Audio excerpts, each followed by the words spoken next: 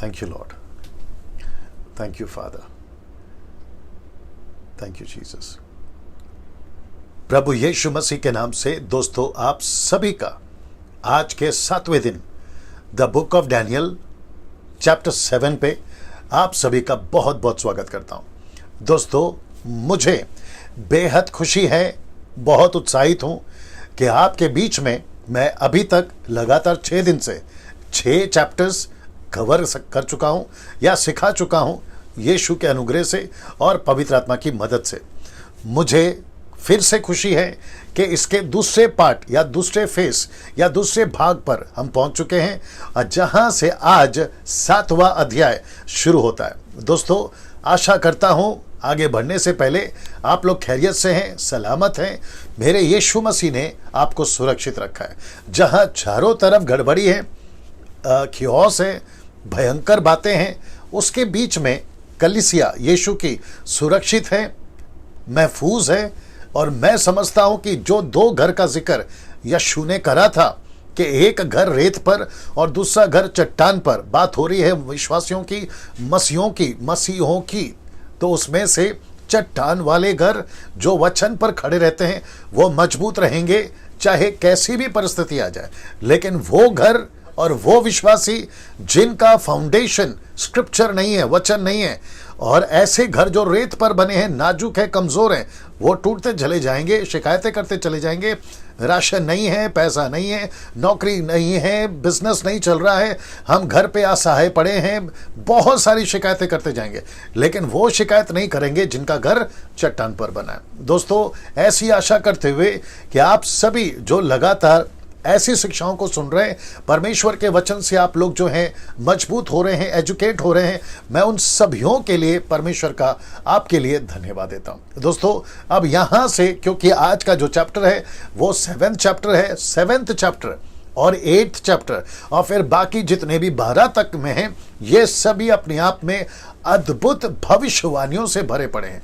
और जिसको मुझे बड़ी बारीकी से, बड़ी डिटेल से, कॉन्टेक्स्ट के साथ में आप सभी के बीच में रखना होता है। और मैं उसकी कोशिश, जैसे 1-1.5 घंटे का प्रोग्राम जैसे ही समाप्त हो जाता है उसके अगले पल से मैं लैपटॉप में बैठ जाता हूं या फिर स्टडीज में बैठ जाता हूं और उसको जो है फिर आपके लिए तैयार करना शुरू करता हूं। वो इसलिए ऐसा करता हूं क्योंकि मैं समझता हूं वचन है, यीशु की स्टडी है, यीशु की बातें हैं जिसके साथ में हम कॉम्प्रोमाइज नहीं कर सकते हैं, जरा भी ढीलापन नहीं ला सकते हैं, और उसकी कोशिश मैं जरूर करता हूं। आप लोग कम से कम 1600 से 1700 या 1500 प्रतिदिन आप लोग देखते हैं, मेरी रिस्पॉन्सिबिलिटी है।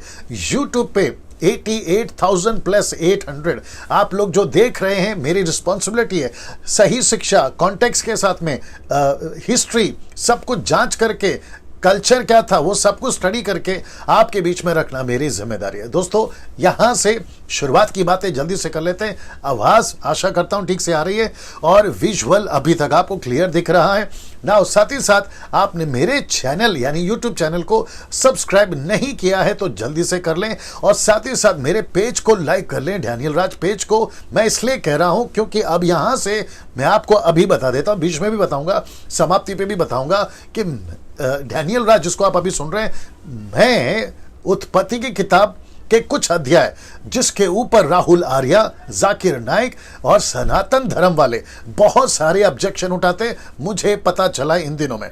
सो मैं उस सभी को क्लियर करूंगा, मैं एक एक कॉन्सेप्ट को जो वो उठाते हैं उसको भी क्लियर करूंगा। और साथ ही साथ वो तो शुक्र है कि हम चुप बैठे हैं, हम तुम्हारी पुस्तकों में यानी कि तुम्हारे ग्रंथों में अभी नहीं घुस रहे हैं। अगर हम घुसेंगे तो चिथड़े फाड़ देंगे, ये बात याद रखिए। जितने भी लोग सुनते हैं, जो अविश्वासी लोग हैं, जो इस तरीके से हमारे बाइबल पे, परमेश्वर के वचन पे प्रश्न उठाते हैं, तुम्हारी औकात नहीं है पहली बात तो यीशु के वचन पर, परमेश्वर के वचन पर प्रश्न उठाने की। लेकिन अगर हम तुम्हारे आप में आ गए, मतलब तुम्हारे अंदर आ गए, तो फिर बता देंगे फिर क्या चीज है, ठीक है ना, जिसका जवाब तुम नहीं दे पाओगे और ना तुम्हारे पूर्वजे दे पाएंगे। ये बात आप लोग ध्यान में रखिएगा ना। मसीह लोगों, जितने लोग सुन रहे हैं यूट्यूब और फेसबुक पर, मैं आपको वापस कहता हूं कि हमारी जो युवा पीढ़ी है मैं उनको इनकरेज करता हूं कि चुपचाप नहीं बैठना। बहुत हो गया गिटार और बहुत हो गया कीबोर्ड और बहुत हो गया ड्रम और बहुत हो गया म्यूजिक और बहुत हो गए गाने। अब आपको वचन में घुसना है। अब आपको यीशु के एक एक वचन में घुसकर आपको इतना मजबूत होना है, आपको योद्धा बनना है, आपको वॉरियर बनना है। क्योंकि ऐसे कुछ बुद्धिजीव लोग जो संसारिक लोग हैं वो अपने हमारे वचन पर, यीशु के ऊपर प्रश्न उठा रहे हैं। एक विचित्र प्राणी है जिसका नाम है जाकिर नाइक। वो कहता है कि यीशु क्रूस पे मरा ही नहीं। मूर्ख है वो, मूर्ख है वो। उसको पता ही नहीं है कि वो टीवी पे, चैनल पे, यूट्यूब पे क्या बकवास करते रहता है। तो ऐसे लोग बहुत खड़े हो रहे हैं और ऐसे लोग और भी खड़े होंगे। आज नहीं तो कल देर सवेर उसकी तो मृत्यु हो ही जाएगी, लेकिन वो बहुत सारे अपने चेले चपाटे बना रहा है। और ऐसे लोग मुझे भी आजकल में सवाल करें, मैं जब बात करने जाता हूं तो वो बात अलग है कि वो सामने नहीं आते हैं, पता नहीं क्यों। लेकिन मैं समझता हूं कि अगली पीढ़ी और अभी जो पीढ़ी है उन सभियों को वचन में मजबूत होना होगा। जैसे दूसरा तिमोथी 2 अध्याय वचन 15-16 अगर आप पढ़ोगे तो पौलुस तिमोथी को कहता है कि तेरी जवानी पर कोई संदेह ना उठाने पाए, तू वचन में मजबूत हो जा। और कहता है कि rightly dividing the word of truth, सत्य के वचन को ठीक से पेश करना तुझे आना चाहिए, ताकि जो बकवादी हैं, जो सवाल करते हैं, तू उनका मुंह बंद कर सके। एक दानियल था जिसने शेर के मुंह को बंद किया। मैं समझता हूं कि अब हम दानियलों को, हम दाऊदों को, हम यीशु के लोगों को, पौलुस पतरस जैसे लोगों को अब खड़े होना होगा, जहां हम परमेश्वर के वचनों को उन तक ठीक से पहुंचाए। पहला तिमोथी 2:4 और 5 कहता है सबका उद्धार होना चाहिए, लेकिन वचन 4 कहता है कि हमें वचन की इतनी पहचान होनी चाहिए कि हम उनको भली बातें सिखा सकें। वो हमको नहीं सिखाना है, बल्कि हम उनको सिखाना है। मुझे गुस्सा है इस बात का कि आज की जो मसीहत है वो इतनी बुज़दिल और इतनी कावर्ड और इतनी डरपोक हो गई है। वो इसलिए क्योंकि उनको ऐसा लगता है कि हमको कुछ नहीं आता है। दूध पीते बच्चे हैं, निप्पल लेकर घूम रहे चर्चों में, और उनको एक ही चीज से मतलब है, मेरा घर, मेरा गाड़ी, मेरा बंगला, मेरा कमर दर्द, मेरा पेट दर्द, मेरी समस्या, मेरा वीजा, मेरा पैसा। मुझे नहीं पता कि मसीहत में आए क्यों तुम, और मसीह में आकर तुम कर क्या रहे हो। ऐसे जो लोग हैं, संसारिक लोग हैं, जो आज हमारे बाइबल पे सवाल उठा रहे हैं, मुझे नहीं पता कि हम चुप क्यों बैठे हैं। जो तरीके से जवाब देना है आपको देना आना चाहिए। जो तरीके से ब्लैक पे येलो डालो जी, आपको समझना बहुत जरूरी है दोस्तों कि मैं वापस इनकरेज करता हूं हमारे मसीह समाज के सभियों को, आप जितना हो सकता है, यूथ खास करके, लड़का लड़की जो भी हो, आप जितनी स्टडी कर सकते करिए, आप जितने हिस्ट्री को पढ़ सकते पढ़िए, आप जितने पुस्तक पढ़ सकते पढ़िए। बाइबल को तो आपको पहला स्थान देना है, लेकिन कॉमेंट्री जितनी कर सकते पढ़िए, पढ़ना सकते पढ़िए। आप हिस्ट्री चेक करिए, आप कल्चर चेक करिए, और फिर इन जैसों को आपको जवाब देना है। डैनियल राज अभी है, मैं कब तक काम कर सकता हूं मुझे नहीं पता, क्योंकि हम सबकी अपनी एक लिमिट है, उम्र। हम अभी हैं, प्रेज गॉड, और आगे भी चलते रहेंगे, प्रेज गॉड। लेकिन अगली पीढ़ी या मुझ जैसे, हम जैसों को, कईयों को तैयार होना होगा। मैं समझता हूं कि वक्त आ गया है कि हम ऐसे लोगों को जवाब दें। चुप कैसे बैठ सकते हैं दोस्तों? बात यीशु की है, बात यहोवा की है, बात पवित्र आत्मा की है, और बात सत्य की है। ये कुछ तुच्छे लोग, ये कुछ मूर्ख लोग यीशु पे सवाल उठाएंगे, यीशु के राज्य पे सवाल उठाएंगे, और यीशु मसीह ने रिस्पॉन्सिबिलिटी, कलीसिया की रिस्पॉन्सिबिलिटी मुझको और आपको दी है। पौलुस कहता है, गलती किताब उसका 6वां अध्याय 10 या 11-12 में, मैं घर में गलत नहीं हूं, वो कहता है कि जो तुम्हें डावाडोल करते हैं, भला होता कि वो काट डाले जाते। अब मुझे नहीं पता कि पौलुस को इतना गुस्सा उस वक्त में क्यों आया और किस बात पे आया। उसने तो पतरस को भी डांट लगाई, कहता है कि तू सुसमाचार को बिगाड़ रहा है। मैं वापस कहता हूं कि भारत में जितने मसीह लोग हैं और भारत के बाहर जितने लोग सुन रहे हैं, मैं उन सभी को कहना चाहता हूं कि सर, मजबूत करो अपने आप को, रूटेड हो जाओ स्क्रिप्चर में। जैसे यीशु था, यीशु 12 साल की उम्र में मजबूत हो गया था, शास्त्री फरीसी उसको टक्कर नहीं दे पाए। 12 साल का लड़का यीशु मसीह अगर 12 साल की उम्र में शास्त्रों को पढ़कर, तोरा को पढ़कर, मूसा की जो किताबें हैं, भजनों की किताबें हैं, अगर वो पढ़कर 12 साल का लड़का अगर मजबूत हो सकता है, आप तो 20, 30, 40, 50 साल के हो गए सर। पिज्जा, बर्गर, पिकनिक, ये सब जो इंटरटेनमेंट की बातें हैं ना, इसमें से बाहर निकलिए और मजबूत हो जाइए। मैं इसलिए इतना शुरुआत में बोल रहा हूं क्योंकि 7वां अध्याय है ही ऐसी बात।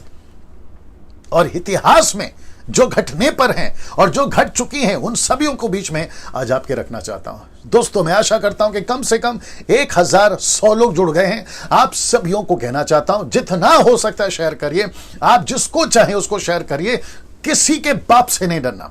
और वापस कहता हूं, अगर कोई चर्च का पास्टर, अगर कोई व्हाट्सएप ग्रुप का एडमिन अगर कहता है कि डैनियल राज की वीडियो और ऐसे प्रचार को फॉरवर्ड मत करो, हम तक मत भेजो, तो उसको एक ही सवाल पूछो, तुम किसकी औलाद हो? यीशु की औलाद हो या शैतान की औलाद हो? अगर शैतान की औलाद हो तो तुम परमेश्वर के वचन को फॉरवर्ड करने से रोकोगे, लेकिन अगर यीशु की औलाद हो तो तुम ऐसा नहीं करोगे। यह प्रश्न जरूर पूछना, और हो सके तो खुद ही उस ग्रुप से एक्सिट हो जाना और वो कलीसिया को छोड़ देना जहां यीशु का सम्मान है। मैं समझता हूं दोस्तों, अभी हमको अपनी औकात में आना पड़ेगा, ठीक है ना। जहां प्रभु कर सकता है वो प्रभु करेगा, जहां हमको करना है वो हमको करना है, ठीक है ना। ये बात, और हम लोग ढीले लोग नहीं हैं। हम चुप इसलिए रहते हैं, आ रहा है कुछ उल्टा सीधा कमेंट्स, अगर हम चुप इसलिए हैं तो वो इसलिए हैं क्योंकि यीशु के वजह से, नहीं तो साहब हमको भी जवाब देना आता है। ये बात आप लोगों को समझना होगा, जो अविश्वासी लोग अगर मुझे इस वक्त में सुन रहे हैं, ठीक है।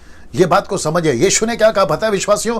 यीशु ने कहा है कि कबूतर की नाई भोले और सांप की नाई चतुर। ऐसा क्यों कहा? क्योंकि यीशु को भी पता था कि आने वाले दिन अच्छे नहीं है। तो ऐसे टाइम पे हमें मजबूत होना है। मेरी कलीसिया, ग्रेस मिनिस्ट्री की कलीसिया, जो कि मुंबई में है, आप मुंबई के बाहर आप अकोला है, मूर्तिजापुर है, और आपका परतवाड़ा है, फिर मीरज है, और उसके बाहर, और फिर जितनों का मैं मेंटर हूं, मुझे नहीं पता मैं कितने देश का मेंटर हूं अपने भारत के राज्य में से, मुझे नहीं पता। मैं उन सभी को कहना चाहता हूं कि अभी वक्त आ गया है, हमें मजबूत होना होगा, ठीक है ना। और साथ ही साथ मसीह मंथन व्हाट्सएप ग्रुप के जो 5 ग्रुप चल रहा है, 1 2 3 4 5 मसीह मंथन, और कम से कम 1000 से भी ज्यादा लोग जुड़ चुके हैं। मैं उन सभी को कहना चाहूंगा, सर अब हमको मजबूत होना होगा। ऐसी शिक्षाएं, प्रकाशित वाक्य, दानियल की पुस्तक, रैप्चर के बारे में, और sons of God and daughters of man, उसकी टीचिंग दे चुका हूं, और आने वाले दिनों में और भी देने वाला हूं। वो सारी चीजों को लेकर हमें मजबूत होना है। एक तरफ से मैं कर रहा हूं, एक तरफ से आप करिए, और ऐसे करते हुए हम प्रभु के राज्य को बड़ी मजबूती से बना पाएंगे। और फिर देखते हैं कि कौन क्या कहता है, ठीक है ना। डरेंगे किसी से नहीं, मरेंगे लेकिन डरेंगे नहीं, ठीक है ना। चलिए दोस्तों, मैं यहां से शुरू करने पर हूं, the study on the book of Daniel chapter 7 and day 7। आज 7वां दिन है और 7वां चैप्टर है, और ये रहा दूसरा भाग। कल हम पूरा कर चुके हैं पहला भाग, 6वां अध्याय। आज दूसरा भाग है, और 7वां अध्याय का मैं आपके बीच में परिचय रखने जा रहा हूं। लेकिन साथ ही साथ उन सभियों का मैं धन्यवाद देता हूं। मैं फ्रेम में हूं, देखते रहो। मैं उन सभियों का धन्यवाद देता हूं जो इन सभी जगहों से देखते हैं। मुंबई है, पुणे है, नागपुर है, पंजाब है, गुजरात है, कर्नाटका है, आंध्र प्रदेश है, तमिलनाडु है, उड़ीसा है, राजस्थान है, हरियाणा है, कोल्हापुर है, शोलापुर है, छत्तीसगढ़ है, भोपाल है, मध्य प्रदेश है। मध्य प्रदेश में जहां जहां जो आता है, इटारसी आता है, मध्य प्रदेश में इटारसी आता है। कुछ लोगों ने कहा, आशीष भाई ने, कि आप उसका भी नाम लीजिए। और जयपुर, राजस्थान से जयपुर भी आता है, मैं उनका भी धन्यवाद देता हूं जो लोग वहां से देखते हैं। झारखंड है, सिलीगुड़ी है, हिमाचल प्रदेश, जम्मू कश्मीर, शिमला है, कोलकाता है, आसाम है, बंगाल है, नासिक महाराष्ट्र में आ गया, इसको निकालना पड़ेगा, लेकिन नासिक से भी लोग देखते हैं। दिल्ली है, गोवा है, नॉर्थ ईस्ट है, उत्तराखंड है, रांची है, उत्तर प्रदेश है। ये सारे भारत से देखते हैं। और अब ये रहा भारत के बाहर, Pakistan, Nepal, Sri Lanka, Africa, New Zealand, UK, USA, Israel है, इटली है, अरब कंट्री है। अरब कंट्री से काफी लोग देखते हैं।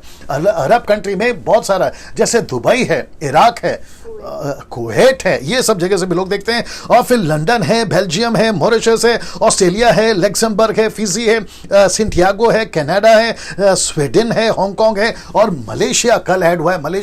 मलेशिया से भी लोग देख रहे हैं। मैं उन सभी का धन्यवाद देता हूं ना। दोस्तों, ये सभी लोग आप लोग देखते हैं। आप लोग के कमेंट्स में पर्सनली देखता हूं, जैसा जैसा टाइम मिलता है। आपके फेसबुक, यूट्यूब से भी लोग पूछते हैं, क्या आप ही देखते हो? तो जी हाँ, मैं ही देखता हूं। और आपको जो रिप्लाई देता हूं, कौन देता है? मैं ही देता हूं। ये बात तो सच है, ठीक है ना। सो आप लोग बने रहें, आपका प्यार ऐसा ही रहे, मेरे लिए प्रार्थना करें। एक और चीज बता देता हूं, कुछ लोग कहते हैं कि पास्टर डैनियल, आप जब ओपन करते हैं स्टडी को तो प्रार्थना कर लो। तो मैं आपके नॉलेज के लिए बता दूं, मैं प्रार्थना करके ही स्टार्ट करता हूं। सो मुझे वापस से वो सब नहीं करना होता है जिसको मैं समझता हूं, मेरी अपनी सोच है, वो दिखावा होता है, मैं नहीं करना चाहता। परमेश्वर जानता है, और आप लोग भी प्रार्थना पूर्वक आते हैं। सो आप लोग भी प्रार्थना के साथ ही आते होंगे, ये विश्वास के साथ में हम आप आगे बढ़ते हैं। परमेश्वर हमारे साथ में, प्रार्थना सिर्फ यहां करने से ही सब कुछ अच्छा होगा ऐसा नहीं है। प्रार्थना का ही जीवन है हमारा, ठीक है ना। ये बात को भी याद रखिए ना। दोस्तों, आपको याद होगा कि जब दूसरा अध्याय पे जब मैं आया था, मैंने आपको बताया था कि प्रोफेसी का फुलफिलमेंट वो 3 हिस्सों में है। आज क्योंकि अब 7वां अध्याय है। अब यहां से पूरी की पूरी 12वीं अध्याय तक प्रोफेसी ही है। तो प्रोफेसी को आपको 3 एंगल से देखना होगा। तो सबसे पहले है प्राइमरी, दूसरा है सेकेंडरी और तीसरा है फाइनल। तो प्राइमरी का मतलब क्या है? जो दानियल के टाइम पे घटना घटा, जैसे दानियल के टाइम पे बेबीलोन की घटना प्रोफेसी में आई थी, वो घट गई। मीडो एंड पर्सन वो घट गए, मादी और फरसी वो घट गए, तो वो हो गया प्राइमरी। सेकेंडरी का मतलब है कि जो दानियल के मरने के बाद ईसा पूर्व यानी कि एडी रोम का राज्य कैसे आएगा, वो 10 सिंह 10 राजा वो क्या करेंगे, वो हो गए सेकेंडरी। एंटी क्राइस्ट की जब जब वो बात करता है, जिसका जिक्र आज भी होगा, उसको वो जब कहता है तो वो है फाइनल प्रोफेसी। तो वापस कहता हूं, प्राइमरी प्रोफेसी, दूसरा है सेकेंडरी प्रोफेसी और तीसरा है फाइनल प्रोफेसी। मतलब अभी घट रही थी दानियल के टाइम पे, मरने के बाद दानियल के तब घटी, और उसके बाद में जो अभी यहां से आगे घटेगा उसको है। तो ये बात आपको समझना बहुत जरूरी है। नाउ आप सभी को पता है कि हमारा जो परमेश्वर है वो भविष्य को जानता है, इसलिए लिखा है कि वो आदि है, वो अंत है, वो अल्फा है, वो ओमेगा है, उससे कोई भी बात नहीं छुपती, वो सारी चीजों को जानता है। तो यशाया एक ऐसी बात को करता है जिसको मैं आज रखना चाहूंगा, और ये चलेगा 12वें अध्याय तक में। अब आपको समझना बहुत जरूरी है कि परमेश्वर यशाया के द्वारा वचन 46 वर्स 9 to 10 क्या कहता है, आइए देखिए। लिखा है कि प्राचीन काल की बातें स्मरण करो जो आरंभ ही से हैं। मतलब परमेश्वर कहता है जो प्राचीन काल की बातें हैं, जो आरंभ से ही है, उसको परमेश्वर जानता है, क्योंकि ईश्वर में ही हूं, ईश्वर मैं ही हूं, ईश्वर मैं ही हूं, ईश्वर यहोवा ही है, एलोहिम पिता पुत्र पवित्र आत्मा ही है, दूसरा कोई नहीं, दूसरा कोई नहीं। ना लिखा है कि मैं ही परमेश्वर हूं और मेरे तुल्य कोई भी नहीं, मेरे जैसा कोई नहीं है। वो चाहे इधर का हो उधर का हो, ऐसा वाला वैसा वाला कैसे वाला, वो कोई नहीं है, सिर्फ मैं हूं। फिर कहता है मैं तो अंत की बात आदि से और प्राचीन काल से इस बात को बताता आया हूं जो अब तक नहीं हुई। मैं कहता हूं मेरी युक्ति स्थिर रहेगी और मैं अपनी इच्छा को पूरी करूंगा। तो भविष्य की बातें कौन जानता है? परमेश्वर। इस पृथ्वी पे, इस प्लैनेट पे एक भी माई के लाल ऐसा नहीं मिलेगा जो यहां परमेश्वर के जैसा हो, नहीं मिलेगा। वो चाहे पत्थर का ईश्वर हो, वो पत्थर, पेड़ पौधे, क्या कहते हैं, आकाश, पृथ्वी, समंदर के अंदर कहीं का भी हो, परमेश्वर यीशु जैसा, यहोवा जैसा ऐसा लिखा है कहीं नहीं है। इसलिए तो इसका हमको घमंड है, मुझे घमंड है, और मैं लेके चलता, इसलिए इतने डंके की चोट पे बोलता हूं कि परमेश्वर यहोवा जैसा कोई नहीं है, और ना कभी था, ना कभी होगा, और ना ही अभी है। तो बात ही करना भूल जाइए। कहां से लेकर आते हो तुम अपनी अपनी कॉन्सेप्ट, मुझे नहीं पता। ना जिसका कोई तथ्य है, ना जिसकी कोई शुरुआत है, ना जिसका कुछ है।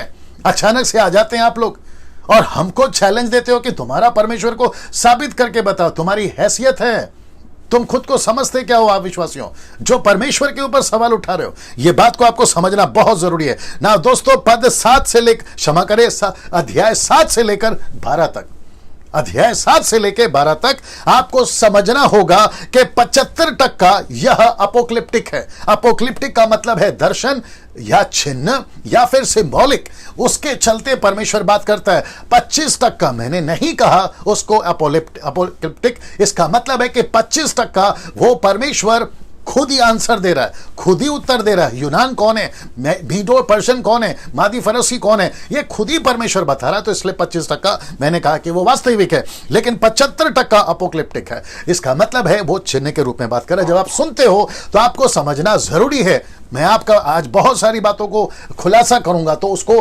आपको क्या कहते हैं, सिंबॉलिक रूप में ही देखना बहुत जरूरी है ना। इसको जब लिख रहा था दानियल तो ईसा पूर्व 553 पे लिखा था। इसका मतलब है कि यीशु मसीह के पैदा होने से 553 साल पहले इसको लिखा ना। साथ ही साथ आपको मैं ये भी बता दूं कि दानियल की पुस्तक जो है 2 भाषाओं में, एक है अरामिक, दूसरा है हिब्रू, उसी के तौर पर जो है इसको लिखा गया है, ठीक है ना। और साथ ही साथ आपको यह भी बता दें कि कल दानियल मर चुका था। रिपीट करता हूं कि कल 6वें अध्याय के अनुसार दानियल मर चुका है। लेकिन अब आप कहोगे कि दानियल भाई फिर वो 7वां अध्याय कब लिखा? 7वां अध्याय जब तक वो जीवित था, 20 साल की उम्र से लेकर 90 साल तक की उम्र में, वो जब तक बेबीलोन में था तब तक उसने लिखा, और उसी की चर्चा 7वें से शुरू होती है। याद रखो, मैंने कहा था पहले ही चैप्टर में, इंट्रोडक्शन के चैप्टर में मैंने कहा था कि जो दानियल है वो भविष्यवक्ता है, लेकिन साथ ही साथ 7 से 12 तक में वो भविष्यवाणी कर रहा है। तो वो भविष्यवक्ता है और वो भविष्यवाणी कर रहा है, वो प्रचारक है और वो प्रचार कर रहा है 7 से 12 तक में। सो आपको ऐसे समझना, I hope you understood the point. Now दोस्तों, अब ये जो चित्र आप देख रहे हैं, ये चित्र ये था दानियल का 2रा अध्याय, ये है दानियल का 7वां अध्याय, और अब जो मैं रखने जा रहा हूं ये है प्रकाशित वाक्य का 13वां अध्याय। तो इसको, यानी कि ये 2 चीज को जो दानियल ने देखा और इसको जो जॉन ने देखा, यूहन्ना यीशु का चेला, उसने जो देखा, तो इसका मतलब है दानियल की पुस्तक 2रा अध्याय, दानियल की पुस्तक 7वां अध्याय और प्रकाशित की पुस्तक 13वां अध्याय, ये सब एक ही है। ये सब एक ही हैं, ये सब एक ही हैं। इसका मतलब है कि जो भी चित्र आप देख रहे हैं ये सब अपोक्लिप्टिक है, मतलब क्या कहते हैं, चिन्ह के रूप में, सिंबॉलिक है। अब इसका सब का मतलब है, पंखों का मतलब है, सर का मतलब है, 4 सिंह का मुंह का मतलब है, इन सब का मतलब है। ये जो सोने का मुंह, ये क्या था बता चुका हूं, छाती चांदी का ये बता चुका हूं, और जो जांघें हैं वो पीतल की ये बता चुका हूं, पैर लोहे का ये बता चुका हूं, 10 उंगलियां लोहे और कीचड़ की हैं वो बता चुका हूं। ये सब अपोक्लिप्टिक है। इसका मतलब है कि परमेश्वर दानियल को जो है एक सिंबॉलिक के रूप में बता रहा है। इसका मतलब है कि उस वक्त की जो राज्य थी वो दानियल पर अटैक ना कर सके, इसलिए परमेश्वर कहता है कि सांप भी मरे और लाठी भी ना टूटे।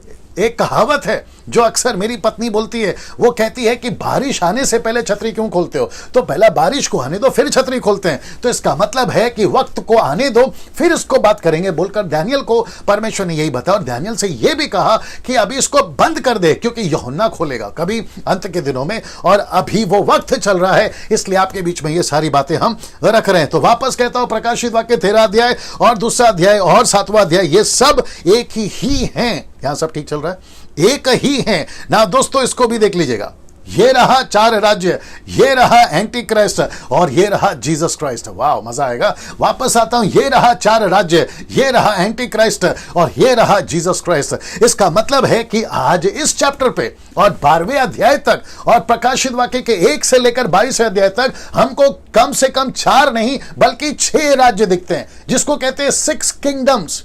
ये 6 किंगडम्स क्या है आपके बीच में ठीक यहां पे रख रहा हूं, अपनी नजर यहां पे रखिएगा। सबसे पहला है बेबीलोन, दूसरा है मीडीज एंड पर्शियंस, दूसरा है ग्रीस, चौथा है रोम, उसके बाद में आता है आपका इटली, यानी कि माफ करें, आपका 5th आता है लिटिल हॉर्न, 6वां आता है रॉक। वापस पढ़ देता हूं, बेबीलोन, मेडीज एंड पर्शियंस, तीसरा है ग्रीस, चौथा है रोम, 5वां है लिटिल हॉर्न और 6वां है रॉक। रॉक का मतलब है second coming of Jesus Christ, जो कि आपने देखा होगा। मैं आपको वापस दिखा देता हूं, जो कि आपने देखा होगा इस मूर्ति को, जो पैर पे आके लगता है, वो पत्थर, वो रॉक जो पहाड़ से निकला, जो खुद से निकला ना, उसको किसी ने पैदा किया। इसलिए यीशु मसीह को किसी ने पैदा नहीं किया, यीशु मसीह सबको पैदा करता है। मरियम के पेट में कैसे आया, तुम्हारी औकात क्या पूछने की, बताइए।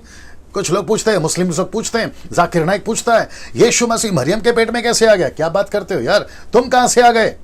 हाँ, जिस परमेश्वर ने तुमको बनाया तुम उसको सवाल पूछोगे। ये बात आपको समझना बहुत जरूरी है। तो यहां पे इस 7वें अध्याय में हम यहां पर 6 राज्य को देखने जा रहे हैं।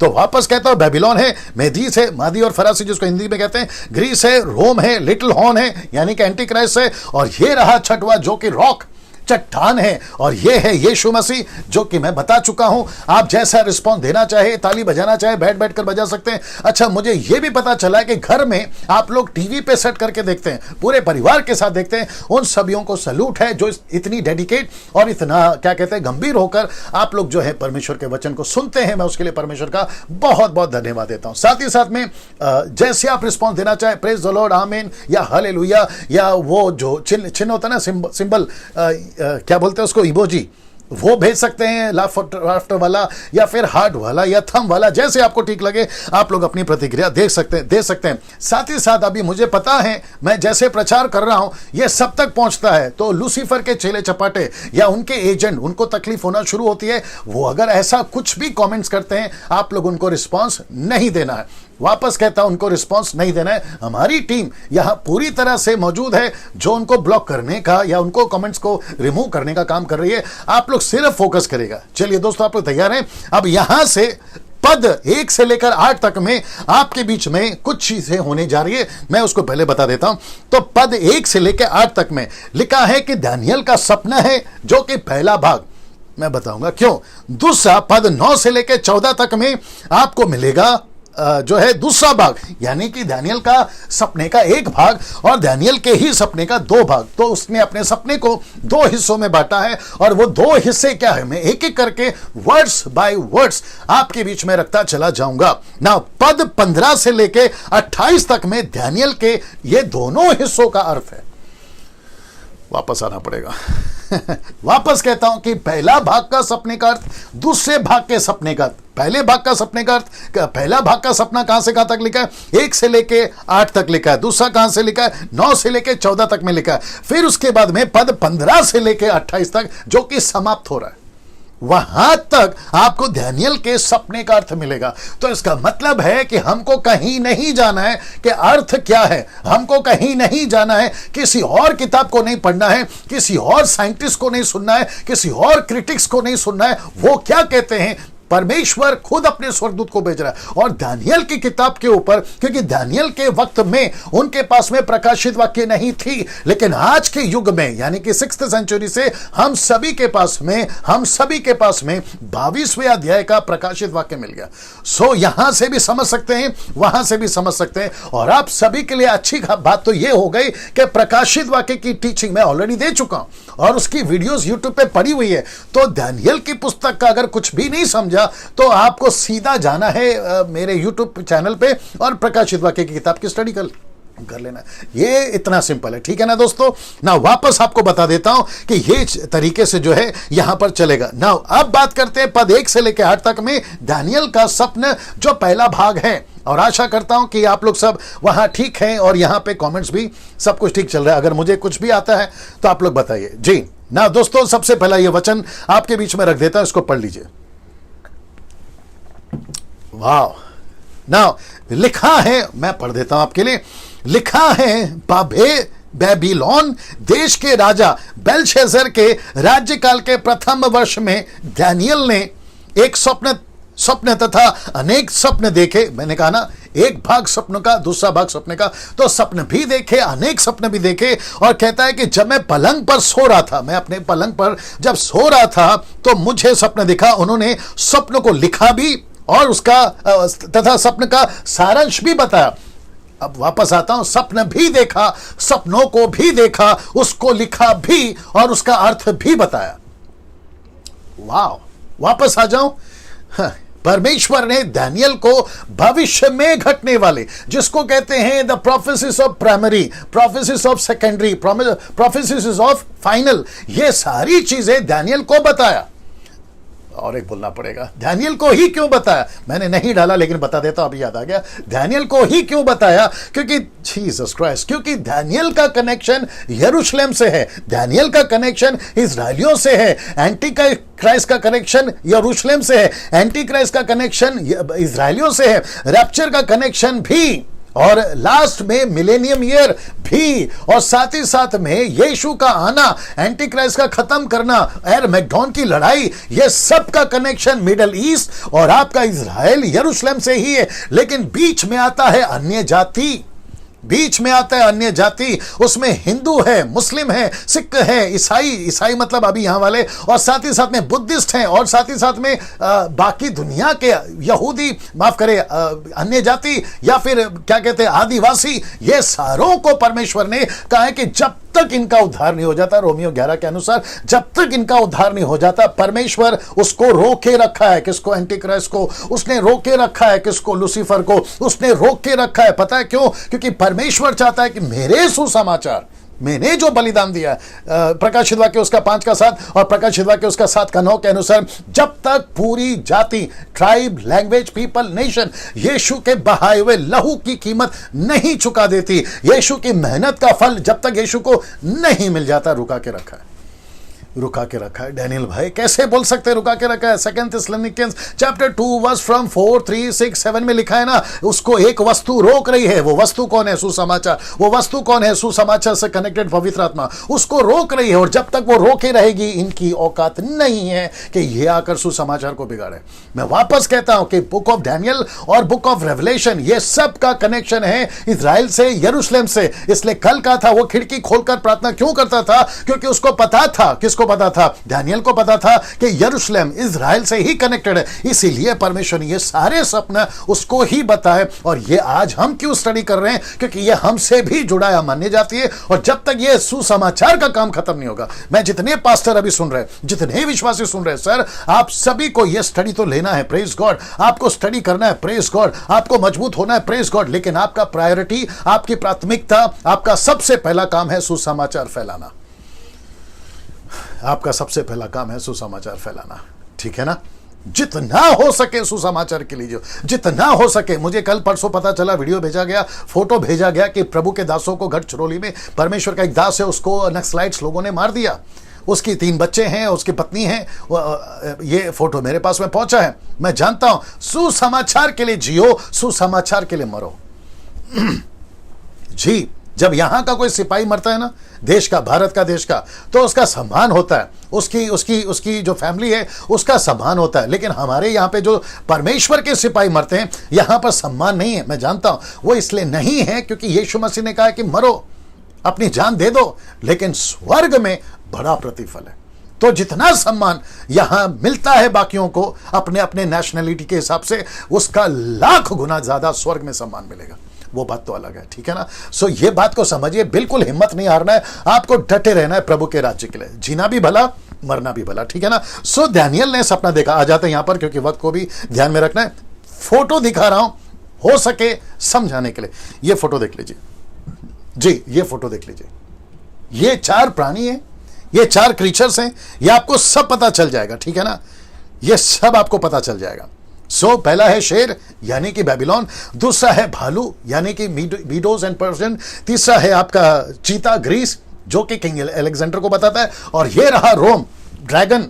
आप जानते हैं एंटीक्राइस्ट यहीं से निकलेगा, जिसके 7 सिर हैं, 10 सिंह हैं, बीच में छोटा सिंह निकलेगा। एंटीक्राइस्ट की बात कर रहा हूं। ऐसा सपना देख रहा था। आता है वचन 2, दानियेल ने कहा, मैंने रात में यह दर्शन देखा, मैंने देखा कि आकाश की चारों दिशाओं से हवाएं महासागर को थाम रही हैं, थाम रही हैं। ये जो है ना, इसमें आपको 4 बातें बताऊंगा। कितना? इसमें 4 बातें बता दूंगा। सबसे पहला इसको देख लीजिए, यहां 4 बातें हैं, सब ठीक है वहां पर? यहां 4 बातें हैं। सबसे पहला है यहां रात का जिक्र है, दूसरा यहां पर हवाओं का जिक्र है, तीसरा यहां पर महासागर का जिक्र है, चौथा यहां पर थामा रखा है उसका जिक्र है। मतलब यहां पर थाम का मतलब है हलचल, जिसको कहते हैं स्टरअप, स्टरिंग, स्टरिंग, स्टरिंग यानी कि स्टेयर करना, stirring, is that right? Steering, या। नाउ ये चारों बातें मैं वापस बता देता हूं, इसको देख लीजिए। यहां रात है, यहां पर क्या बोलते हैं, रात है, यहां पे ओके, यहां पे रात है, यहां पे हवाएं हैं, कहां गया हवा? ओके, यहां पे चारों दिशाओं से हवाएं हैं, महासागर है, ये देखिए हवा है, महासागर है, और इसको थाम के रखा, स्टरअप, स्टरिंग, स्टरिंग, ये सब कुछ यहां पर आ गया है। रात है, हवाएं हैं, महासागर है, और थाम के रखा यानी कि हलचल है। ये सब का वचन मैंने डाल दिया। रात का मतलब है, यीशु कहता है वो रात आएगी जिसमें काम नहीं कर सकते, वो दिन है जिसमें काम करना है। तो रात का मतलब है अंधकार का दिन आएगा, रात का मतलब है शैतान का राज जाएगा, रात का मतलब है कि चीजें आसान नहीं होगी। इसलिए यीशु कहता है, आप लोग भी सुनिए विश्वासियों, मैं वर्शिपर्स को इतना डांट क्यों लगाता हूं, मैं म्यूजिशियंस को इतनी डांट क्यों लगाता हूं, मैं वर्शिपर्स से इतना क्यों छिड़ावा। और एक बोल देता हूं, जब आप लोग मुझे कोई गाना बेचते हैं ना कि डैनियल भाई मेरे चैनल को सब्सक्राइब करो, मेरा नया गाना आया, ऐसा लगता है कि उसका कॉलर पकड़ो, उसको पूछो कि चेले कितने बनाए। जब मुझे कोई बोलता है ना मेरे गाने को 2 मिलियन लोगों ने देखा है, मेरे को ऐसा दिल करता है कॉलर पकड़ो, उसको जाके पूछो कि चेले कितने बनाए। तुम जो असली चीजें वो नहीं कर रहे हो, बाकी सारा टाइम पास का चीजें कर रहे हो। ये आदमी ये डैनियल राज 20 साल भी वही करता था, लेकिन जिस दिन मुझे पता चला मैंने वो सारी चीजों को रोका गया, छोड़ दिया, और अब मैं ये काम कर रहा हूं। कुछ लोग कहते हैं डैनियल भाई आराधना के खिलाफ है। किसने कहा मैं आराधना के खिलाफ? सच्ची आराधना का पहला मतलब समझो। सच्ची आराधना का मतलब है प्रभु से प्यार करना। सच्ची आराधना का मतलब है यीशु की सेवा करना। सच्ची आराधना का मतलब उसकी आज्ञाओं का पालन करना। गिटार लेकर गाना बजाने से वर्शिप नहीं होती मेरे दोस्त, तुम गलत फहमी में हो। 4 गाना गाने से, वो भी ऊंचे स्केल में, सारे गामा पादा निसा, ये कर लेने से वर्शिप नहीं होती है। परमेश्वर पूछ रहा है, मेरा प्यार का बात कर रहा है, मेरी आज्ञा किधर है? और इसलिए तो लिखा है ना पहला यूहन्ना उसका 2:4 में, जो आज्ञाओं को नहीं मानता वो झूठा है। जितने वर्शिपर्स हैं मैं उनको कहना चाहता हूं, सुसमाचार के लिए जियो। वो रात आने वाली है जिसमें हम काम नहीं कर सकते। जितने आराधक हैं मैं उनसे कहना चाहता हूं, आपका जब फेसबुक पे जब तुम लगाकर गाना गाते रहते हो ना अपने बड़े बड़े स्पीकर, मेरे मन में प्रश्न उठता है कि कितना टाइम पास कर रहे हो यार तुम लोग। सुसमाचार का है। कुछ लोग बोलते हैं डैनियल भाई हम गाना गा के सुसमाचार सुना। यीशु ने नहीं बोला मेरे दोस्त, तुम यीशु के लिए मत जियो, यीशु के साथ जियो। Don't live for him, live with him. उसके लिए मत करो, उसके साथ करो। ये फर्क है। मरकुस का किताब 3:14-15 लिखा है कि उसके साथ चलते थे चेले। यीशु का प्रचार यीशु के तरीके से होना चाहिए, आपको समझ में आना चाहिए। फिर लिखता है कि हवाओं का मतलब है वॉर, युद्ध। कहां लिखा है? यिर्मयाह की किताब उसका 49 का 36-37, ये आप लोग पढ़ लीजिएगा, ठीक है ना? इसका स्क्रीनशॉट ले लीजिएगा और आप लोग पढ़ लीजिएगा। महासागर, इसका मतलब है समंदर में से निकला। कौन? ये 4 क्रीचर समंदर में से निकले।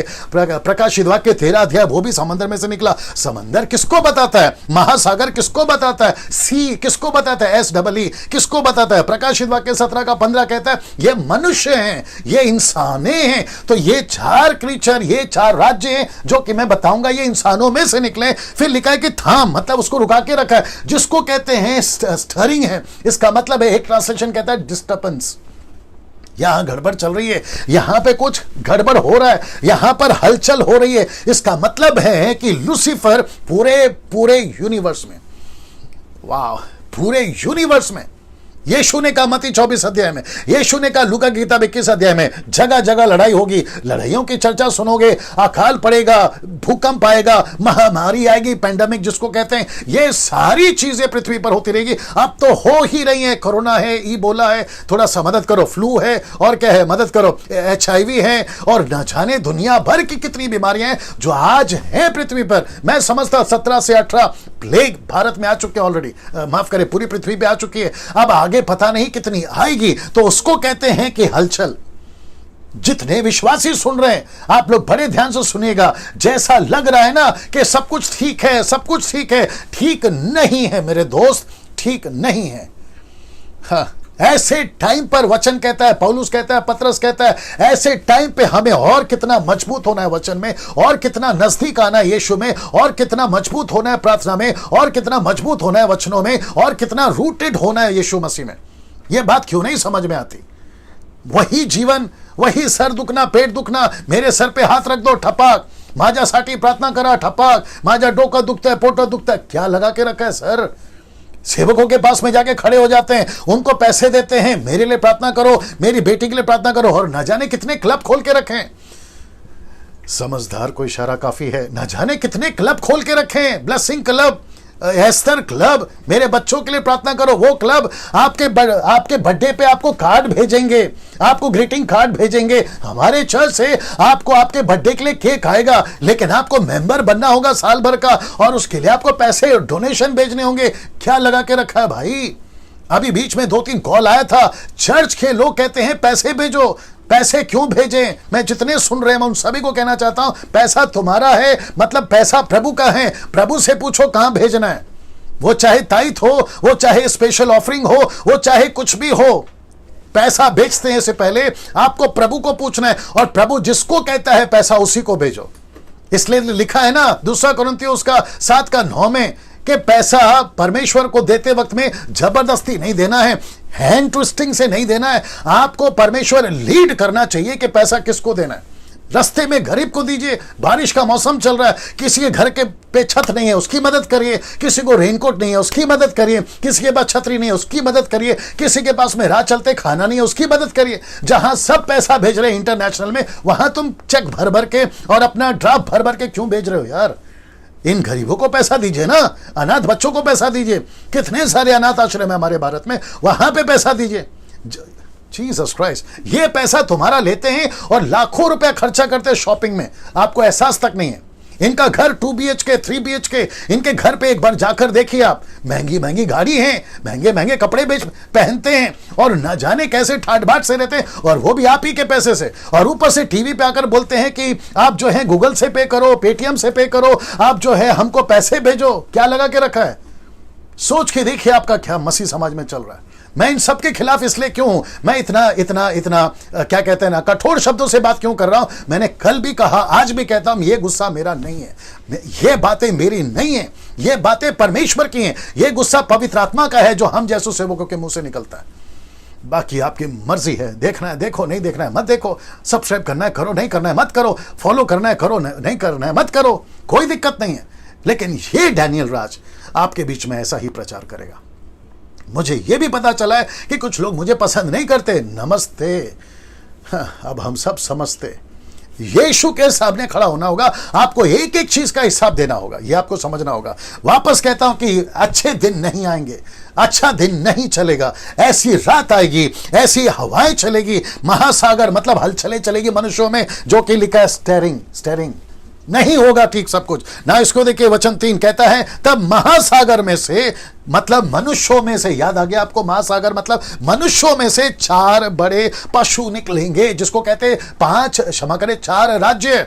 मैं बताऊंगा एक एक करके, वो निकलेंगे। ये चारों पशु एक दूसरे से भिन्न हैं, मतलब इनका किंगडम अलग है, ये राजा अलग है, ये बात को साबित करता है। फिर कहता है वचन 4, पहला पशु सिंह के दृश्य, ये आपका बेबीलोन है, ये आ गया आपका बेबीलोन। लिखा है कि पर उसमें गरुड़ के पंख से उगे हुए थे, मतलब इसको पावर है, पंख का मतलब है उड़ना, पंख का मतलब है राज करना, फैलना। फिर कहता है, जब मैं उसको देख रहा था तब उसके पंख उखाड़ दिए गए, मतलब राज्य को खत्म करने की बात हो गई। फिर कहता है कि उसको भूमि पर से उठाया गया, मनुष्य के समान उनको 2 पैरों पर खड़ा किया गया, उसको मनुष्य का हृदय दिया गया। ना इसको देख लीजिएगा, ये चित्र देख लीजिएगा। जी जी जी जी, मनुष्य में से, महासागर में से ये निकलेगा ना। ये हो गया इसका। दूसरा पशु रिछ के समान है, जो कि बताता है मीडो एंड पर्शियन, यानी कि मादी और फरसियों को पशु रिछ के समान था। मैं एक एक का क्लियर करूंगा, ठीक है ना। वह एक और तनकर खड़ा था, एक और तनकर खड़ा था, मतलब है इनका 2 राज्य हैं, मीडोस एंड पर्शियन, मतलब मादी और फरसी। इनमें से एक मजबूत होगा, एक बड़ा और एक छोटा होगा, ये आपको बताता है, जो कि मैं फोटो भी आपको दिखाऊंगा। उसके दांतों के मध्य 3 पसलियां थी। किसी ने उससे कहा, मैं बताता हूं पसलियों का मतलब क्या है, उठ और बहुत सा मांस खा। ये देख लीजिए, 3 पसलियां उसके दांतों में। इसका मतलब है कि मीडो और पर्शियन ने, मादी और फरसियों ने, ऐसे 3 राज्य थे। मैं एक एक की डिटेल यहां डाल सकता था, वो राज्य का नाम क्या है, वो राज्य कब निकले, डाल सकता था, बट मैंने पता लगाया कि 1.5 घंटे में ये मैं नहीं कर पाऊंगा। लेकिन हिस्ट्री और आपका गूगल, विकिपीडिया सब कुछ बता देगा ये राज्य कौन थे, क्या थे, उसकी सारी डिटेल आ जाएगी। मैं क्या कर रहा हूं, मैं आपको यह भी बताता हूं। मैं कर रहा हूं कि आपको जितना डीप ले जा सकूं उतना ही ले जा रहा हूं, और उतना हल्का भी नहीं दे रहा हूं कि मैं ना आपको लगेगा कि क्या हो रहा है, संडे क्लास वाली टीचिंग हो रही है। नहीं, मैं बिल्कुल बैलेंस में दे रहा हूं। तो मैंने तय किया कि कितना रखना है और कितना नहीं रखना है। तो ये आपका हो गया दूसरा। नाउ अब आ रहा है और एक तत्पश्चात मैंने एक और पशु को देखा। अब देखते ही वो कैसा है। लिखा है, वह चीते के समान था, पर उसकी पीठ पर पक्षियों के दृश्य 4 पंख थे। मैं दिखाऊंगा। उसके 4 सिर थे। मैं आपको यह भी बताऊंगा, उसे शासन करने का अधिकार दिया गया था।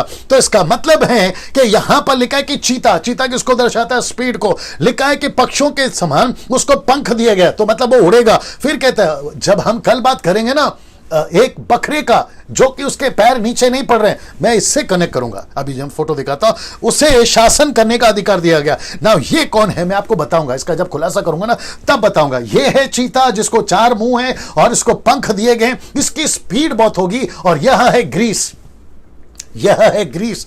मैं इसकी जब खुलासा करूंगा तो डिटेल में आऊंगा। इसके बाद मैंने रात के दर्शनों में चौथा पशु देखा, वह देखने में भयानक, डरावना और अत्यंत विशाल था। मैं बताऊंगा कौन है। उसके मुंह में लोहे के बड़े बड़े दांत थे। यह आंकड़ा ठीक है, दांत थे, ओके। और वह सब कुछ खाता, कमेंट्स बॉक्स में भी ठीक है, वह सब कुछ खाता, टुकड़े टुकड़े कर देता था। जो उसके मुंह से बच जाता था उसको अपने पंजों से रौंद डालता था। वह पहले वाले 3 पशुओं से भिन्न था। फिर लिखा उसके 10 सिंग थे। मैं आपको वापस बता देता हूं, पहला पिक्चर दिखा देता हूं। यह पिक्चर देख लीजिए, ये पिक्चर देख लीजिए। ऐसा कुछ डरावना, आप देख लिए ना, डरावना है, भयानक है, और लिखा है कि अत्यंत विशाल है। विशाल का मतलब समझते हैं, अत्यंत विशाल है ये।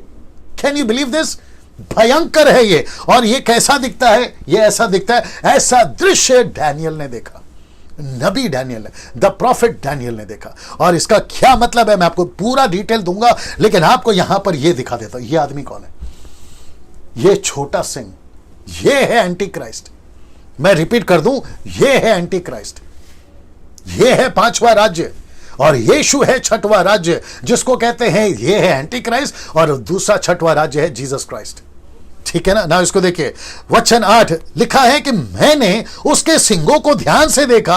अभी आपको दिखाया था ना, सिंगों को ध्यान से देखा। उसी समय उन सिंगों के मध्य से एक और सिंह निकला, जिसके कारण 3 सिंह जड़ से उखाड़े गए। मैं दिखाऊंगा आपको और उसका अर्थ भी बताऊंगा। यह सिंह छोटा था, ये जो हॉर्न है ना, ये छोटा था, जिसको कहते हैं, मैंने आपको बताया ना, लिटिल हॉर्न, छोटा हॉर्न, छोटा सिंह। फिर कहता है उसमें मनुष्य की आंखों के समान आंखें थी, उसमें मुंह भी था जो बड़े बोला करता था। मतलब ये फोटो देख लो पहला, ये देख लीजिए, आंखें हैं, मुंह है बोलने के लिए। ये है ड्रैगन।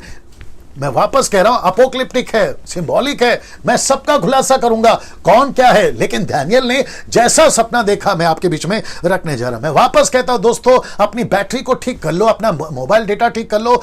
लगातार 12वें अध्याय तक अद्भुत चीजें आपके बीच में आने जा रही है। और मैं उन सभीयों को कहना चाहता हूं जो इस प्लेनेट पे रहते हैं, अगर ये वीडियो वहां तक पहुंच जाए, उन तक पहुंच जाए, और क्या पता कि उनको एहसास हो कि सच्चा परमेश्वर कैसा है, परमेश्वर कौन है, मेरा ये वीडियो बनाना, ऐसा प्रचार करना सफल हो जाएगा। तो ये सारी चीजें ना, मैं वापस आता हूं। ये कौन है? छोटा सिंह एंटी क्राइस्ट है। लिखा है कि इसकी आंखें हैं। आंखें का मतलब है, जब मैं खुलासा करूंगा तो बताऊंगा, ये सबको देखता रहेगा, जिसको कहते हैं 1 रिलीजन और 1 गवर्नमेंट। ये ऐसा होगा, इसको मुंह दिया गया। इसका मतलब क्या मालूम है? ये पॉलिटिकल आदमी है।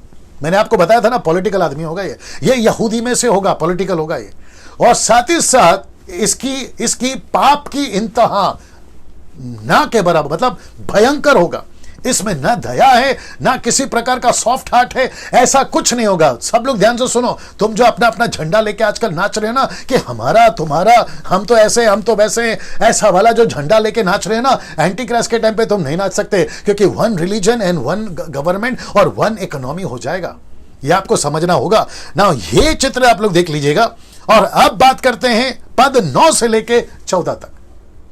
9 से लेके 14 तक यहां पे डैनियल का दूसरा सपने का भाग है, मतलब पार्ट 2, भाग 2। ये देखते हैं वो क्या है। लिखा यहां 2 लोग दिखेंगे आपको, जब मैं बात कर रहा हूं आपको यहां पे 2 लोग दिखेंगे। एक है जीसस क्राइस्ट, दूसरा है एंटी क्राइस्ट। आप कलर को देख लीजिए, मैंने जानबूझ के डाला। यीशु को मैंने लाल में रखा है और एंटी क्राइस्ट को मैंने ब्लैक में रखा है। अभी हरकतें ऐसी है तो ब्लैक में रखना पड़ेगा ना दोस्तों। So Jesus Christ, anti Christ, ठीक है ना। आपको यह पता चलेगा जैसे ही आप अभी देखोगे। वचन 9 लिखता है कि मैंने दर्शन में देखा कि सिंहासन रखे गए। वाह, मजा आएगा। सिंहासन रखे गए। लिखा है कि और एक प्राचीन युग पुरुष विराजमान हुआ। प्राचीन युग पुरुष, आपको पता लग जाएगा कौन है। प्राचीन युग मतलब परमेश्वर पिता, यहोवा एलोहिम। प्राचीन युग पुरुष को देखा, जो कि, वाह मजा आएगा, जो कि यूहन्ना ने प्रकाशित वाक्य 1 अध्याय वचन 10 से अगर आप आगे पढ़ोगे, उसने ऐसे ही प्राचीन युग पुरुष को देखा। इसलिए बीच में मुझे किसी ने पूछा कि यीशु मसीह और परमेश्वर पिता और पवित्र आत्मा प्रार्थना किससे करें? यीशु के नाम से करें, यहोवा के नाम से करें, पवित्र आत्मा के नाम से करें? मैंने उसको बताया कि भैया तीनों एक है, जिसको कहते हैं ट्रायून गॉड, त्रिएक परमेश्वर।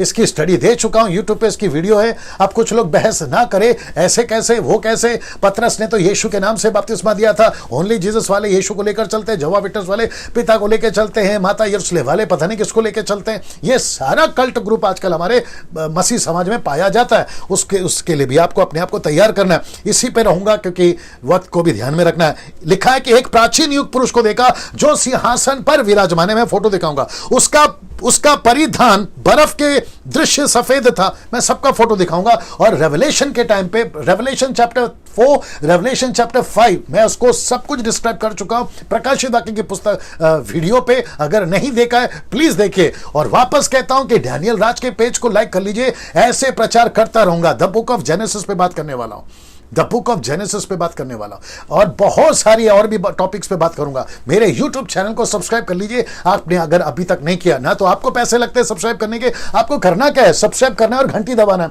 डैनियल राज खुद भी पैसे नहीं कमाता यूट्यूब चैनल से, ये भी आपको पता होगा ना। दोस्तों वापस आता हूं। लिखा है कि प्राचीन युग पुरुष को देखा जो स्वर्ग पर विराजमान है, उसका परिधान बर्फ के दृश्य सफेद था। अब इसको देखिए, सिर के केश मतलब बाल शुद्ध उनके समान उज्जवल थे, उसका सिंहासन अग्निमय था, और लिखा है कि सिंहासन के पहिए धधकती हुई ज्वाला हैं। अब आपको फोटो दिखाने जा रहा हूं, आपको फोटो दिखाने जा रहा हूं। दिख रहा है उस पे, देख लीजिए। वाह, देख लीजिए सर, ये है सिंहासन, उसके पहिए। आप ये दृश्य को देखिए, क्या नजारा है। मैं परमेश्वर का धन्यवाद देता हूं कि मुझे ऐसे चित्र मिल रहे हैं, वो भी हाई रेजोल्यूशन वाले, मैं आपको उसको ठीक से समझा सकूं, उसके लिए मैं परमेश्वर का धन्यवाद देता हूं। नहीं तो मेरी अपनी कोई ताकत नहीं है। अब मैं दिखाने जा रहा हूं कि उसके बाल श्वेत सफेद उनके समान, और यही दर्शन दानियल ने भी देखा था। अब मैं जो दानियल ने सपना देखा था, माफ करें दर्शन देखा था, क्षमा करें, यूहन्ना ने जो दर्शन देखा था, मैं उसकी फोटो दिखाने जा रहा हूं। ये देख लीजिए। अब जैसा ये है प्रकाशित वाक्य 1 अध्याय 10 से वाला दर्शन जो जॉन ने देखा, और ये है जो यीशु मसीह को उसने देखा। ये दो चित्र, अब आप देखिए सिमिलैरिटी, आप देखिए कितना मिलता जुलता है। ये सारी चीजें दानियल देख रहा है ना। इसको देखिए दोस्तों, वचन 10, उसके सामने से अग्नि ज्वाला निकल रही थी, उसके सम्मुख लपटे निकल रही थी। लिखा है कि हजारों हजार सेवक उसकी परिचर्या कर रहे थे, प्रचार कर रहे थे, परिचर्या कर रहे थे। लाखों लोग उसके सम्मुख हाथ जोड़े खड़े थे, ऐसे हाथ जोड़े खड़े थे, न्याय करने के लिए दरबार लगा था। और लिखा है कि संविधान की ग्रंथ खुले थे। परमेश्वर का अपना संविधान है। जैसे भारत का संविधान है, अदर कंट्रीज का संविधान है, ऐसे यीशु मसीह का संविधान है। और यीशु मसीह का, मेरा बाइबल देना, यीशु मसीह का संविधान यह है, यीशु मसीह का संविधान यह है, यीशु मसीह का संविधान यह है, यीशु मसीह का संविधान यह है, यीशु मसीह का संविधान बाइबल है। आराम से जी दोस्तों, यह है यीशु मसीह का संविधान। इसमें जो कुछ लिखा है, यीशु की जितनी बातें, इसके अनुसार ही वो करेगा। आई विश कि आज मेरे पास में बहुत टाइम होता, मुझे लगता है कि आज काफी टाइम चला जाएगा, बट बर्दाश्त करेगा। इसमें जो कुछ लिखा है उसी के मुताबिक होगा। मुस्लिम्स कहते हैं इनकी बाइबल करप्ट हो गई। क्या करूं उन लोगों के साथ में। वो कहते हैं इनकी बाइबल ओरिजिनल नहीं है, हमको नहीं चाहिए ओरिजिनल मैन्युस्क्रिप्ट, नहीं चाहिए कॉपीज ऑफ कॉपीज हमको चलेगा। हमको सिर्फ यीशु से मतलब है, और हम जानते हैं कि इसमें कोई गड़बड़ नहीं हुआ। हम जानते हैं कि यह सत्य है। कुछ लोग हैं विचित्र लोग, बाइबल को बदलने की कोशिश कर रहे हैं। और पाकिस्तान से मुझे पता चला है कि बाइबल सोसाइटी वाले, वहां वालों ने कुछ चेंज करा है। लेकिन जो भाई हैं जो उसको भगावत कर रहे हैं, उसको विरोध कर रहे हैं, मैं उनको सल्यूट करता हूं। सर आप लोग ऐसे ही जारी रखिए, पर सबके साथ कॉम्प्रोमाइज कर लेना, सबके साथ खाने में कॉम्प्रोमाइज कर लेना, पीने में कर लेना, लेकिन वचन के साथ कभी कॉम्प्रोमाइज नहीं करना, ठीक है ना। ये बात आपको समझना बहुत जरूरी है ना। दोस्तों मैं चाहता हूं कि आपको मैं बताता चला जाऊं कि यहां पर जो दृश्य देख रहे हैं उसका फोटो दिखा देता हूं। ये देख लीजिए, ये फोटो देख लीजिए। अब ऐसा फोटो, माफ करें, ऐसा दर्शन दानियल ने देखा, तो ऐसा ही दर्शन किसने देखा? यूहन्ना ने। वो भी दिखा देता हूं। ये देख लीजिए, और ये देख लीजिए, ये देखा उसने। तो दानियल के वक्त में ऐसा था। लाखों लोग, और जितने प्रचार्य करने वाले हाथ जोड़े हुए, संविधान की किताबें खोली गई, मतलब परमेश्वर का वचन खोला गया, उसके सामने से आग निकल रही है। ये देख रहे हैं, आग की नदी बह रही है। परमेश्वर किस में होकर बात करता है? आग में होकर बात करता है। The book of exodus chapter 19, 10 आज्ञा कहां से निकली? आग में से निकली। परमेश्वर पवित्र आत्मा कैसे भेजा? आग में भेजा। सीधे सीधा। यीशु क्या कहता है लूका किताब उसका 12 का 49 में, मैं पृथ्वी पर आग लगाने आया हूं। वाह, कैसा लग रहा है दोस्तों? अपनी प्रतिक्रिया दीजिए। कितने लोग देख रहे हैं? 1800 लोग देख रहे हैं, 1800 लोग देख रहे हैं। अभी मैं उन सभी को कहना चाहता हूं, अभी इसमें मेरे कितने मित्र हैं और कितने शत्रु हैं वो बात अलग है। सबका स्वागत है, सबका स्वागत है, सबका स्वागत है। इस मौके को, इस अवसर को पूरा फायदा उठाइए, पूरा फायदा उठाइए। मैं जानता हूं मेरी शैली अलग है, कोई फर्क नहीं पड़ता। मेरा तरीका अलग है, कोई फर्क नहीं पड़ता। Eat the chicken throw the bone वाला कॉन्सेप्ट रखो। जो अच्छा है उसको ले लो, जो नहीं समझ में तो उसको छोड़ दो, ठीक है ना? लेकिन इसका पूरा फायदा उठाइए अगर परमेश्वर आपको यहां पर दे रहा है। ऐसा कुछ है। अब कुछ लोग कहते हैं कि इनका परमेश्वर झूठा है, तो क्या ये जो दर्शन था ये झूठा है? ये दर्शन झूठा है, ये दर्शन झूठा है। ये कहते हैं कि कहां लिखा है स्वर्ग और नरक है? हमने तो नहीं देखा। अरे भाई, तुम जब देख लोगे ना तो वापस नहीं आ सकते बताने के लिए। उसको कहते हैं गई भैंस पानी में। जब तक जिंदा हो तब तक बचने का चांस है। एक बार मर गए, खत्म, वापस नहीं आ सकते ना। उसके ऊपर नहीं जाना चाहूंगा। फिर लिखा है कि यूहन्ना इसको प्रकाशित वाक्य में ऐसा देखता था, अध्याय 4 और अध्याय 5 में इसकी सारी जानकारी आप तक दी गई है ना। वचन 11, जब वह सिंह इसके बीच में, किसके बीच में? ये दर्शन के ही बीच में जब दानियल ये सब देख रहा था तो उसको परमेश्वर ने शिफ्ट कर दिया। शिफ्ट का मतलब क्या कहते हैं? स्विच कर दिया। मतलब ये दर्शन देखते देखते अचानक से उसको दूसरा दर्शन दिखा दिया, क्योंकि उसी के बीच में प्रकाशित वाक्य की किताब में हमें पता चलता है आपस में घट रही हैं, एक के बाद एक, एक के बाद एक। उसी को दिखाने के लिए दानियल को परमेश्वर ने यह वचन डाल दिया, जो कि वचन 11 कहता है, माफ करें, वचन 11 कहता है, जब वह सिंह बड़े बोल रहा था। याद रखो, ये कहां चला गया? अभी ये अभी प्राइमरी नहीं है, ये सेकेंडरी नहीं है। ये दर्शन, ये स्वप्न का अर्थ सीधा फाइनल है, एंटीक्राइस्ट पे चला गया। वो कहता है कि जब वह सिंह बड़े बोल रहा था तब उसकी आवाज से मेरा ध्यान पशु की ओर आ गया, पशु की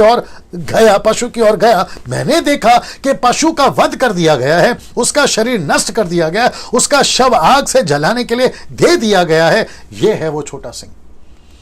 ये देख लो, ये ऐसा कुछ, ये एंटीक्राइस्ट है, ये एंटीक्राइस्ट है, ये एंटीक्राइस्ट है ना दोस्तों। प्रकाशित वाक्य अध्याय 13 में 1 से लेकर 18 तक में इस विचित्र प्राणी की पूरी डिटेल है। इसके ऊपर मैं प्रचार कर चुका हूं।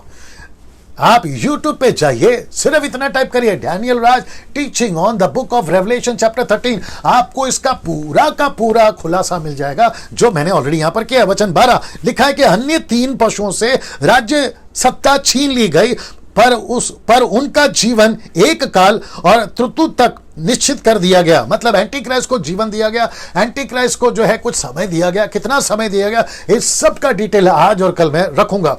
अब बात करते हैं पद 17। इसका जवाब पद 17 में भी दूंगा। मतलब ये क्या है, इसका जवाब मैं आपको पद 17 में भी दूंगा। वचन 13, मैंने रात के दर्शन में ये देखा।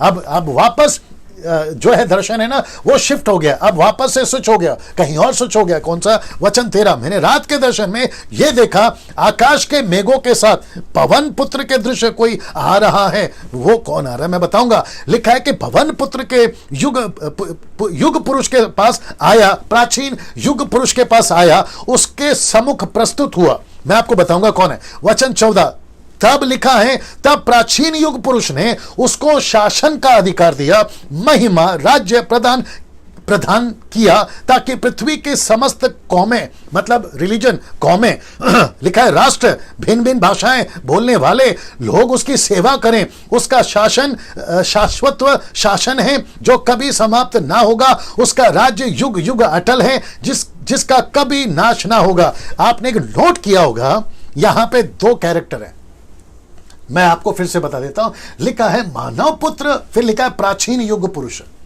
मैं रिपीट कर देता हूं, एक है मानव पुत्र और दूसरा है प्राचीन युग पुरुष। मुझे इसको जरा क्लियर करने दो, आपको चित्र समेत बताऊंगा। वापस कहता हूं, 2 कैरेक्टर है, एक है मानव पुत्र और दूसरा है प्राचीन युग पुरुष। मैं रिपीट कर दूं, एक परमेश्वर यहोवा मैं बता चुका हूं, पिता परमेश्वर, दूसरा यीशु मसीह। लेकिन यहां पे दानियल टोटल शिफ्ट हो गया, इसका डायमेंशन शिफ्ट हो गया, ये अलग तरीके से यीशु को देख रहा है। तो यीशु को यूहन्ना ने भी ऐसा ही देखा। जिस यीशु को वो जानता था वो मेमना था, लेकिन प्रकाशित वाक्य 1:10 में जिस यीशु को देख रहा है वो सिंह है, द लाइन ऑफ जूडा। उसने देखा सर से लेकर पैर तक सफेद कपड़े हैं, उसके बाल और सर के बाल और दाढ़ी सफेद हैं। ये वही दृश्य दानियल ने भी देखा। मैं जितने लोग देख रहे हैं, जितने यीशु को खुदा नहीं मानते, ऐसे जाकिर नाइक और ऐसे मुस्लिम जो यीशु को खुदा नहीं मानते, वो कहते वो नबी हैं, वो कहते वो मनुष्य का पुत्र है, वो कहते वो कोई स्वर्गदूत है, जवा विटनेस वाले, मैं उन सभी को बताना चाहता हूं कि दानियल ने यीशु मसीह को ऐसे देखा। दिख रहेगा, देखो, यीशु मसीह को ऐसे देखा जी। इसका आप चाहे तो फोटो ले सकते हैं, स्क्रीनशॉट ले सकते हैं। उसने ऐसे देखा। ये दो रूप हैं, एक है मानव पुत्र और दूसरा है प्राचीन युग पुत्र, प्राचीन युग पुरुष। मानव पुत्र, प्राचीन युग पुरुष, दो कैरेक्टर हैं यहां पे। और मैं आपको बता दूं, ये दोनों के दोनों आपको समझ में आ रहे होंगे। प्रकाशित वाक्य 5:5 लिखा है, यहूदा का गोत्र का सिंह, यह है प्राचीन युग पुरुष। फिर कहता है प्रकाशित वाक्य 5:6 में, प्रकाशित वाक्य 5:6 में, मानो वध किया हुआ मेमना, वध किया हुआ मेमना, वध किया हुआ मेमना। मुस्लिम्स कहते हैं, राहुल आर्या कहता है, सनातन धर्म वाले कहते हैं, अगर ये परमेश्वर है, ये मार कैसे खा गया?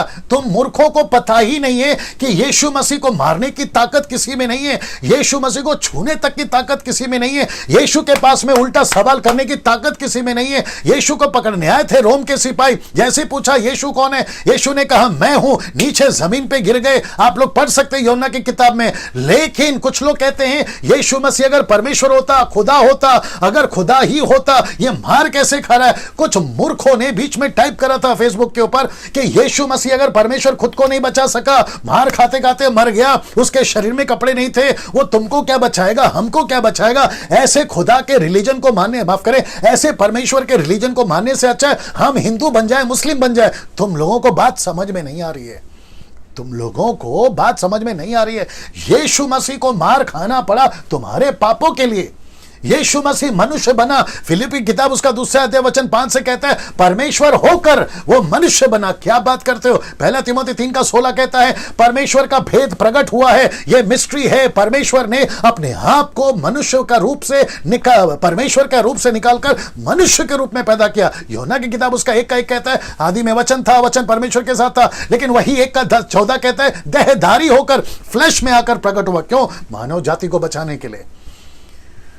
वाह, मानव जाति को बचाने के लिए। जिस दिन न्याय होगा ना, सब कौमों का, सब इंसानों का जिस दिन न्याय होगा ना, ये देख लो, कौमों को वापस दिखा देता हूं। लिखा है कौमों को, भिन्न भिन्न भाषा वालों को, सबके सब सिंहासन के सामने ऐसे खड़े रहेंगे। नेता हो, अभिनेता हो, टाटा टाइप हो, अंबानी टाइप हो, बिरला टाइप हो, लंदन के प्रिंस हो, या दुनिया के रोडपति करोड़पति, तुम कोई भी हो, सब ऐसे खड़े रहेंगे यीशु के सामने। और यीशु मसीह उस दिन पूछेगा, मेरे बेटे का, परमेश्वर पिता पूछेगा, मेरे बेटे का लहू बहाया था, उसका तुमने कीमत क्यों नहीं चुकाया? तुमने उसका फायदा क्यों नहीं उठाया? तुम तो बहस में पड़े हो ना, ये खुदा का बेटा, ये यीशु खुदा कैसे होता है? तुम इस बहस में पड़े हो। तब तक तो तुम्हारी गाड़ी छूट गई यार, तब तक तो तुम्हारी गाड़ी छूट गई। सब ठीक चल रहा है? तब तक तो तुम्हारी गाड़ी छूट गई। देखो, मैं कुछ बताता हूं, मुझे मालूम है 1 घंटा हो गया, एक्सक्यूज मी जी। देखो, मैं आपको एक बात बताता हूं, जितने लोग सुन रहे, विश्वासी अविश्वासी, सब सुनो। बस में, बिल्डिंग में, फ्लैट में, मॉल में बम रखा है, ठीक है ना, बम रखा है, आतंकवादियों ने बम रखा है। अब एक अनाउंसमेंट होता है, बम रखा है गाड़ी में, बस में, मॉल में, बिल्डिंग में, भागो। तो विचित्र लोग, अच्छे लोग क्या करेंगे? भागेंगे। यार थैंक यू, आपने अनाउंसमेंट किया, आपकी वजह से हमारी जान बच गई। लेकिन विचित्र, मूर्ख, फुलिश पीपल क्या करते पता है? जो अनाउंसमेंट करता है उसी को पूछते हैं, तेरे को कैसे पता बम रखा है? तूने बम को देखा क्या? बम किस तरह का है, कितने वोल्टेज का है, कितना पावरफुल है, तूने देखा क्या? ऐसा पूछते बैठेंगे तो भैया फट के छितड़े हो जाएंगे तुम्हारे, फट के छितड़े हो जाएंगे तुम्हारे। आप है मेरे साथ में। आपको पता है जितने जितने जो ट्विंस टावर है ना अमेरिका का, अगर उनको पहले पता होता ना कि यहां पर ऐसा हादसा होने वाला, उस दिन, उस सुबह कोई ऑफिस नहीं जाता। लेकिन बेचारों की मुसीबत क्या हो गई, उनको पता ही नहीं चला।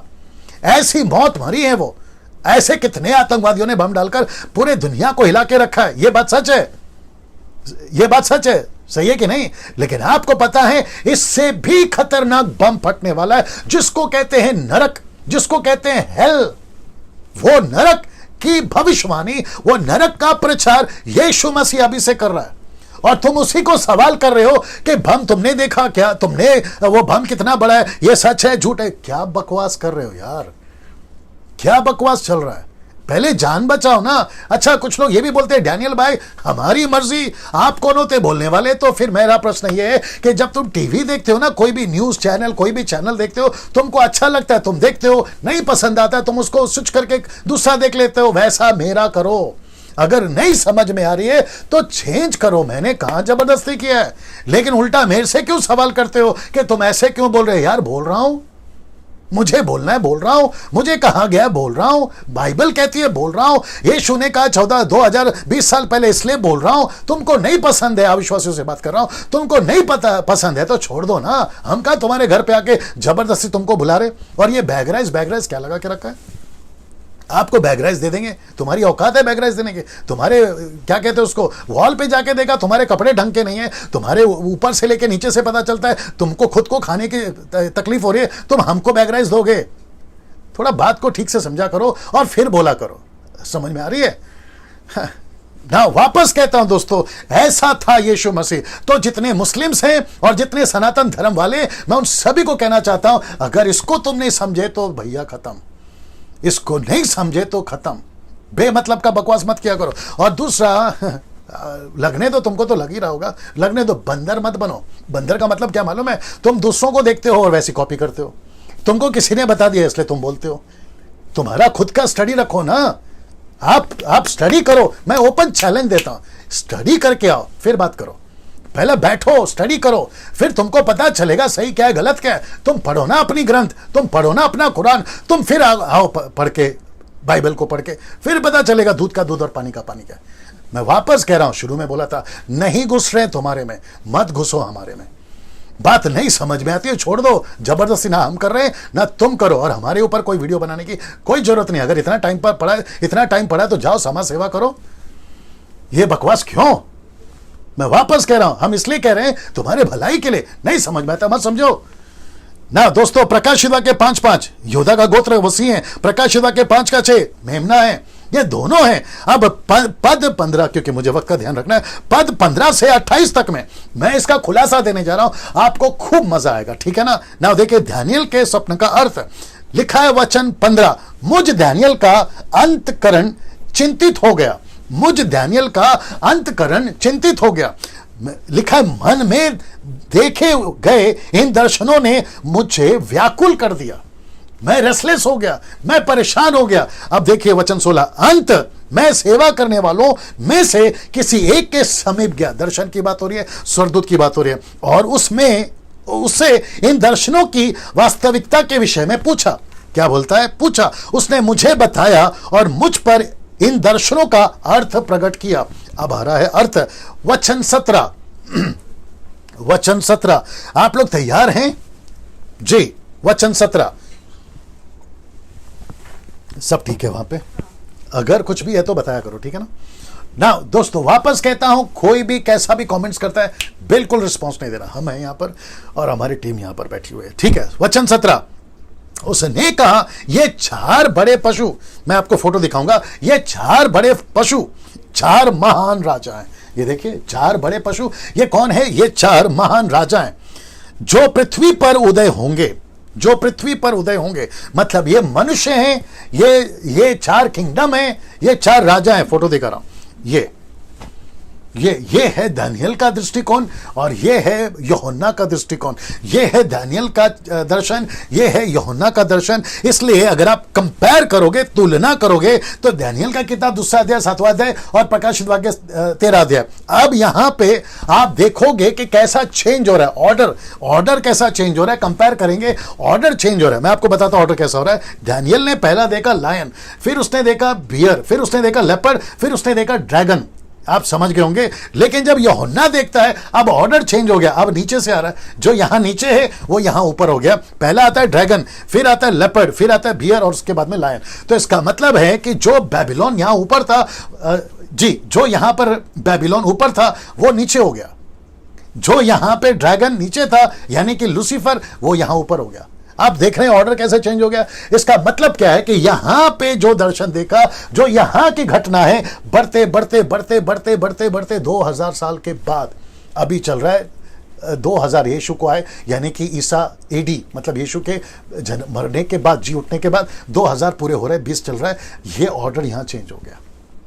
अब यहां पे बॉस कौन है? जो यहां नीचे था ड्रैगन, अब यहां पे बॉस ऊपर आ गया, मतलब लूसीफर अब कंट्रोल कर रहा है। तो लूसीफर ही चला रहा है सबको, लूसीफर ही चला रहा है। ये आपको समझ में आना चाहिए।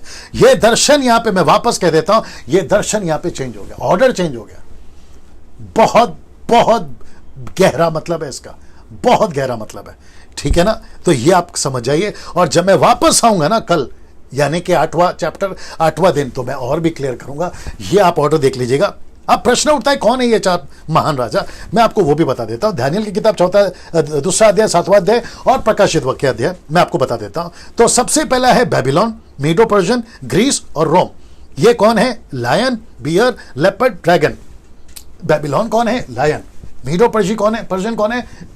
भालू, रिच, बियर। उसके बाद में बैर माफ करें, बैर। ग्रीस कौन है? लेपर्ड। और आपका रोम कौन है? ड्रैगन। ऐसे करते हुए आपको पता चलेगा कि ये महान राजा कौन है। लेकिन रेवलेशन में ये पूरा ऑर्डर चेंज हो गया, ये पूरा ऑर्डर चेंज हो गया। ऑर्डर कैसे चेंज हो गया? आपका लूसीफर ऊपर चला गया और लायन जो है वो नीचे आ गया। और आपको पता है कि बेबीलोन, बेबीलोन आपके उत्पत्ति में है, बेबीलोन आपके दानियेल के पुस्तक में है, बेबीलोन यीशु के टाइम पे था, बेबीलोन, क्योंकि यीशु मसीह की वंशावली में बेबीलोन की गिनती है। मत्ती की किताब उसका पहला अध्याय वचन 16-17 में अगर आप पढ़ोगे तो बेबीलोन साथ में आ रहा है। और आपका बेबीलोन अंत में भी है। बेबीलोन का मतलब क्या है? मूर्ति पूजा से भरा शहर, मूर्ति पूजा से भरा राज्य, मूर्ति पूजा, व्यभिचार, नशा, पाप, ऐसा बेबीलोन, ऐसा बेबीलोन, ऐसा बेबीलोन ये अभी भी है। ये अभी भी पहला यूहन्ना किताब उसका 2 अध्याय वचन 15 से लेकर 18 तक में यूहन्ना कहता है कि एंटी क्राइस्ट आने वाला है, लेकिन वो ये भी कहता है कि एंटी क्राइस्ट अभी भी है। मैं वापस कहता हूं, इसलिए तो कल भी बोला था, मैं वापस कह रहा हूं कि मसीहों समझो, मसीहों समझो बात को, मसीहों जितना गंभीर हो सकते हैं उस बात को लेकर चलो। मसीह मंथन, ग्रेस मिनिस्ट्री और जितने मुझसे जुड़े हैं, मैं जिनके लिए भी मेंटर हूं, मेंटर का मतलब है मैं उनको लीड करता हूं आत्मिकता में, उन सभी को मैं कहना चाहता हूं, सर हम कम से कम, हम जितने लोग मुझसे जुड़े, आइए हम मजबूत हो जाए, आइए हम मजबूत हो जाए। मैं अजय दास सर तुमको कह रहा हूं, आइए हम मजबूत हो जाए। मैं सुरेश कामले आपको कह रहा हूं, आइए हम मजबूत हो जाए। मैं पास्टर संदेश आपको कह रहा हूं, आइए हम मजबूत हो जाए। पास्टर सपना मैं आपको कह रहा हूं, आइए हम मजबूत हो जाए। ब्रदर लॉरेंस मैं आपको कह रहा हूं, आइए हम मजबूत हो जाए। ब्रदर अनोल, ब्रदर अमोल, सचिन, सिद्धार्थ, विक्की, और कौन है, शीनू, हमारे जितने भी लीडर्स हैं, उन सभियों को मैं कहना चाहता हूं, आइए हम मजबूत हो जाए। क्योंकि बेबीलोन तब भी था, बेबीलोन अब भी है और बेबीलोन आखिरी में भी रहेगा। सब ठीक है वहां पे ना। वचन 18, किंतु सर्वोच्च परमेश्वर के भक्त ही, अब ये वापस शिफ्ट हो गया।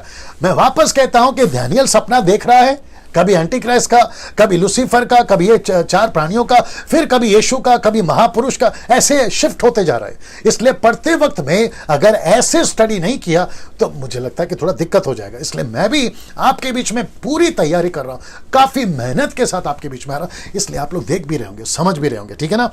कहता है कि भक्त ही राज्य को प्राप्त करेंगे, मतलब एंटी क्राइस्ट राज नहीं करेगा, इसकी औकात भी नहीं है, एंटी क्राइस्ट राज नहीं करेगा, भक्त ही राज्य को प्राप्त करेंगे। वे सदा सर्वदा उस राज्य पर अधिकार करेंगे, युग युग तक चलेगा। जो कि बताता है ये मैं रखूंगा, फिर उसके बाद में ये, और जो कि कहां गया मिलेनियम, है ना, आगे है ना। ओके नाउ ये है आपका अनंत काल का राज्य, जो कि प्रकाशित वाक्य 21, प्रकाशित वाक्य 22 में मैंने बताया था, परमेश्वर अनंत काल का राज्य देगा। ये देख रहे हैं आप, अनंत काल का राज्य देगा। और इसी राज्य के लिए मेहनत करो दोस्तों, विश्वासियों, क्राइस्ट फॉलोवरों, Baptist, Methodist, Marthoma, Brethren, Lutheran, charismatic, आपका मेन लाइन, साइड लाइन, आप जिस जिस डिनोमिनेशन से आते हैं, मैं सबको कहना चाहता हूं सर, इस राज्य के लिए मेहनत करिए, इस राज्य के लिए भागिए। मूसा कहता है, इब्रानी किताब उसका 11 का 25 और 26 में, वो फिरौन की बेटी का बेटा बन सकता था, लेकिन 50,000 टन सोना को लात मारकर परमेश्वर के राज्य के लिए दुख उठाना उत्तम समझा, क्योंकि उसकी आंखें यहां लगी थी, उसकी आंखें यहां लगी थी। वैसे ही मेरी, आपकी, सबकी आंखें यहां लगनी चाहिए। मेरा फोकस, डैनियल राज का फोकस यह है, मेरा फोकस यह है, इसलिए मैं सबका फोकस भी यहीं डालना चाहता हूं। दूसरा कोई प्रॉब्लम नहीं है मुझे, किसी से कोई प्रॉब्लम नहीं, आप कौन है, क्या है, कोई प्रॉब्लम नहीं। अगर आप यहां वाले बन गए, सलूट है आपको ना। इसको देखिए दोस्तों, वचन 19, तब मेरी इच्छा हुई कि मैं चौथे पशु के संबंध में उससे वास्तविक बात पूछूं। क्यों? क्योंकि चौथा पशु डेंजर है। रोम, लूसीफर, एंटी क्राइस्ट, जो कि कैपिटल सिटी था, पॉलिटिकल सिटी था, माफ करें, पॉलिटिकल सिटी था, वो बाद में होली सिटी हो गया। होली सिटी से मेरा मतलब है कैथलिक, होली सिटी से मेरा मतलब है 3rd सेंचुरी में कॉन्स्टाइन अंपायर जो था ना रोम का, उसने क्रिश्चियनिटी को लीगलाइज किया और उसने किसको हाईलाइट किया? कैथलिक। बाप रे, टाइम नहीं है, बता देता हूं फिर भी। एक होता है यीशु के फॉलोवर, एक होते हैं क्रिश्चियंस। लगेगी मिर्ची, बोलता हूं, वापस आता हूं। एक होते हैं यीशु के फॉलोवर, दूसरे होते हैं क्रिश्चियंस। मैं रिपीट कर देता हूं, हम क्रिश्चियंस नहीं हैं, we are not at all Christians. हम यीशु के फॉलोवर हैं, हम क्रिश्चियंस नहीं हैं। मैं वापस कहता हूं, मेरा बाइबल दो और आराम से दो। हम क्रिश्चियंस नहीं हैं, हम यीशु के फॉलोवर्स हैं। इसमें एक भी जगह पे यीशु मसीह क्रिश्चियन का गॉड है आपको नहीं मिलेगा। अगर जिस दिन मिल गया, डैनियल राज फेसबुक और यूट्यूब पे आना छोड़ देगा और आप जो कहोगा मैं करूंगा। नहीं मिलेगा आपको। वो राहुल आर्या हो, मैं उसको पूछता हूं, जाकिर नायक हो, मैं उसको पूछता हूं, और उसके जैसे बाकी जितने भी, मैं सबको पूछता हूं, मुझे बाइबल में से निकाल के बता कि यीशु मसीह क्रिश्चियन का भगवान है। आपको नहीं मिलेगा। इसलिए वापस कहता हूं कि जिसको 18 पता होता है 17 मत सिखाया करो, 19 सिखाओ, तुम्हारे पैर के पास बैठ के सीखूंगा। यह घमंड की बात नहीं है, यह अकल की बात है। बात को समझा करो, ठीक है ना। वापस आता हूं, लिखा है कि तब मेरी इच्छा हुई कि मैं चौथे पशु के संबंध के विषय में पूछूं, क्योंकि उसको पता था कि यह चौथा पशु डेंजर है। जो नीचे चल रहा था ना दूसरे चैप्टर में, जो नीचे चल रहा था ना 7वें चैप्टर में, प्रकाशित वाक्य में, जिसका ऑर्डर नीचे था वो अचानक से ऊपर दिखने लगा। ड्रैगन ऊपर हो गया, ड्रैगन अचानक से ऊपर हो गया।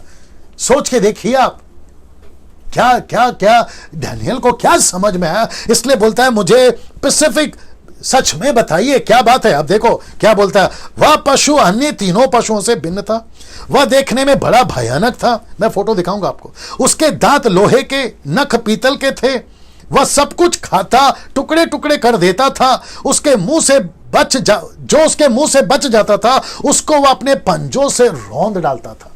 यह है रोम, यह है होली सिटी रोम। अचानक से रोम पॉलिटिकल से होली सिटी में तब्दील हो गया और इसको सपोर्ट करने के लिए 10 सिंह भी आ गए। मैं वो भी बताऊंगा आपको, लेकिन पहला ये चित्र देख लीजिए। ये चित्र देख लीजिए कितना डेंजर है और कितना डरावना है। जी, वहां पे बाकी कैसा रिस्पॉन्स है कमेंट्स बॉक्स में? चलो ये चित्र देख लीजिए सब ना। इसको देखिए, वचन 20 लिखा है कि मैंने उसके 10 सिंगों के विषय में भी पूछा। ये 10 सिंह का क्या चक्कर है? जो उसके सिर पे थे, मैंने उससे उस छोटे सिंह के बारे में भी पूछा जो 10 सिंगों के मध्य निकला था। मैं आपको वो फोटो दिखा चुका हूं जो इसके बीच में से निकलेगा। मैं आपको बता चुका हूं, एंटी क्राइस्ट, ठीक है ना। लिखा है कि मध्य में से निकलेगा, जिसके कारण 3 सिंह गिरा दिए जाएंगे। मतलब 1 गवर्नमेंट, 1 रिलीजन, 1 इकोनॉमिक नेशन हो जाएगा। वो बाकी 3 जो थे ना वो सब एक हो जाएंगे, इसका मतलब है। और लूसीफर एंटी क्राइस्ट और फॉल्स प्रॉफिट, जिसका मैं प्रचार कर चुका हूं रेवलेशन की किताब में चैप्टर 13 में, ठीक है ना, 12 से क्या चल रहा था, chapter 12 and chapter 13 of book of revelation. मैं बता चुका हूं, जिसके कारण 3 सिंह गिरा दिए गए थे, जिनकी आंखें थी, जिसमें बड़े बोलने वाला मुंह था, और अन्य साथी सिंगों में बहुत बड़ा प्रतीत हो रहा था। मतलब वो सबके ऊपर राज करेगा। कौन? Anti Christ. ना वचन 21, जब मैंने इस सिंह पर दृष्टि की तब मुझे दिखाई दिया कि इस सिंह ने परमेश्वर के भक्तों से युद्ध छेड़ दिया और यह उन पर प्रबल हो गया। यह क्या है? आइए बताता हूं। यह है एंटी क्राइस्ट का राज। रेवलेशन चैप्टर 13 आप देख लीजिए, 666। जिसमें अकल हो वो इस पशु को समझ ले, नंबर को समझ ले। और यहां पर मैंने डाल दिया 666, मतलब एंटी क्राइस्ट का किंगडम। एंटी क्राइस्ट का किंगडम। अब वो जितने भी लोग हैं ना, तुम अपने अपने ग्रंथों को लेके बैठो, ये आ रहा है तुम्हारा बाप, ये आ रहा है तुम्हारा बाप, ये राज करेगा पृथ्वी पे, ये राज करेगा पृथ्वी पे। वापस बोल दूं, किसी को नहीं मिला ये दर्शन। इस यूनिवर्स में ऐसा एक भी धर्म का पंडित या मौलाना या पादरी या कोई भी नहीं मिला। यह परमेश्वर ने दानियल को दिया द बुक ऑफ डैनियल में, यह परमेश्वर ने जॉन को दिया द बुक ऑफ रेवलेशन में, और कहा जॉन को कि किताब को बंद नहीं करना। दानियल को बोला किताब बंद कर दे, लेकिन जॉन को बोला किताब नहीं बंद करना, बल्कि उसको कहा कि डैनियल राज को दे, जितने 10% पास्टर्स है उनको दे। आत्मिक बातें समझ जाइए, आज के युग पीढ़ी को दे, आज के कलीसिया को दे, पहली सदी की कलीसिया 21वीं सदी की कलीसिया को दे, और उनको कह कि प्रचार पे प्रचार करो, शिक्षाएं पे शिक्षाएं दो, लोगों को जागरूक करो, लोगों को अवेयर करो। यही काम अभी मैं कर रहा हूं, यही काम मैं कर रहा हूं। ये आने वाला है, ये है वो, ये है वो, ये है जिसने युद्ध छेड़ दिया, युद्ध छेड़ दिया। और लिखा है कि वो प्रबल भी हो रहा है। और ये प्रबल किसके ऊपर मालूम बता दूं? देखिए, हम तो नहीं है, कलीसिया तो नहीं है, मैं आपको बता चुका हूं, हम कलीसिया नहीं है। Pre rapture, not mid rapture, post rapture, हम है प्री रैप्चर। यहां पे हम नहीं है, लेकिन यहां पे है यहूदी, यहां पे है यरूशलेम, यहां पे है इज़राइल, जिसने यीशु को तिरस्कार किया था पहली सदी में। ये अभी तक नहीं मानते, मत्ती के 28वें अध्याय के अनुसार ये अभी तक नहीं मानते कि यीशु मसीह मरियम से पैदा होकर, यीशु मसीह क्रूस पे मरकर जी उठा है। ये नहीं मान रहे अभी तक, लेकिन ये यहां मानेंगे, ये यहां मानेंगे, क्योंकि इनको प्रचार किया जाएगा 1,44,000 के द्वारा, इनको प्रचार किया जाएगा 2 गवाहों के द्वारा, इनको प्रचार किया जाएगा उन लोगों के द्वारा जो उस वक्त में वहां पर होंगे इस पृथ्वी पर। वो तब की बात है ये, ठीक है ना। आई होप कि आप लोग अभी तक समझ रहे हैं ना। वचन 22 समाप्ति पे भी आ रहे हैं। प्राचीन युग पुरुष का आगमन हुआ, प्राचीन युग पुरुष का आगमन हुआ। प्राचीन युग पुरुष समझ गए ना, यीशु मसीह ही पुरुष है, यानी कि मेमना है। यीशु मसीह ही प्राचीन युग पुरुष है। आप समझ गए द लाइन ऑफ जूडा? यीशु मसीह ही है मेरे भाई, यीशु मसीह ही है, जीसस ही है, यीशु ही है, यशुआ, यीशु, जीसस, कोई फर्क नहीं पड़ता। सारा ट्रांसलेशन का खेल है। कुछ लोग कहते हैं, अब क्या करूं, उनको भी उसके ऊपर भी गुस्सा आ रहा है, कहते हैं कि यीशु के नाम से प्रार्थना मत करो, जीसस के नाम से प्रार्थना मत करो, यशुआ के नाम से प्रार्थना करो। बोला क्यों? बोला ओरिजिनल जब यही दिया गया था। अरे भाई, तुम क्या कर रहे हो यार, क्यों गड़बड़ कर रहे हो? वो ट्रांसलेशन का चक्कर है। अगर उधर मराठी चल रही होती ना तो यीशु मसीह बोला जाता, यीशु बोला जाता।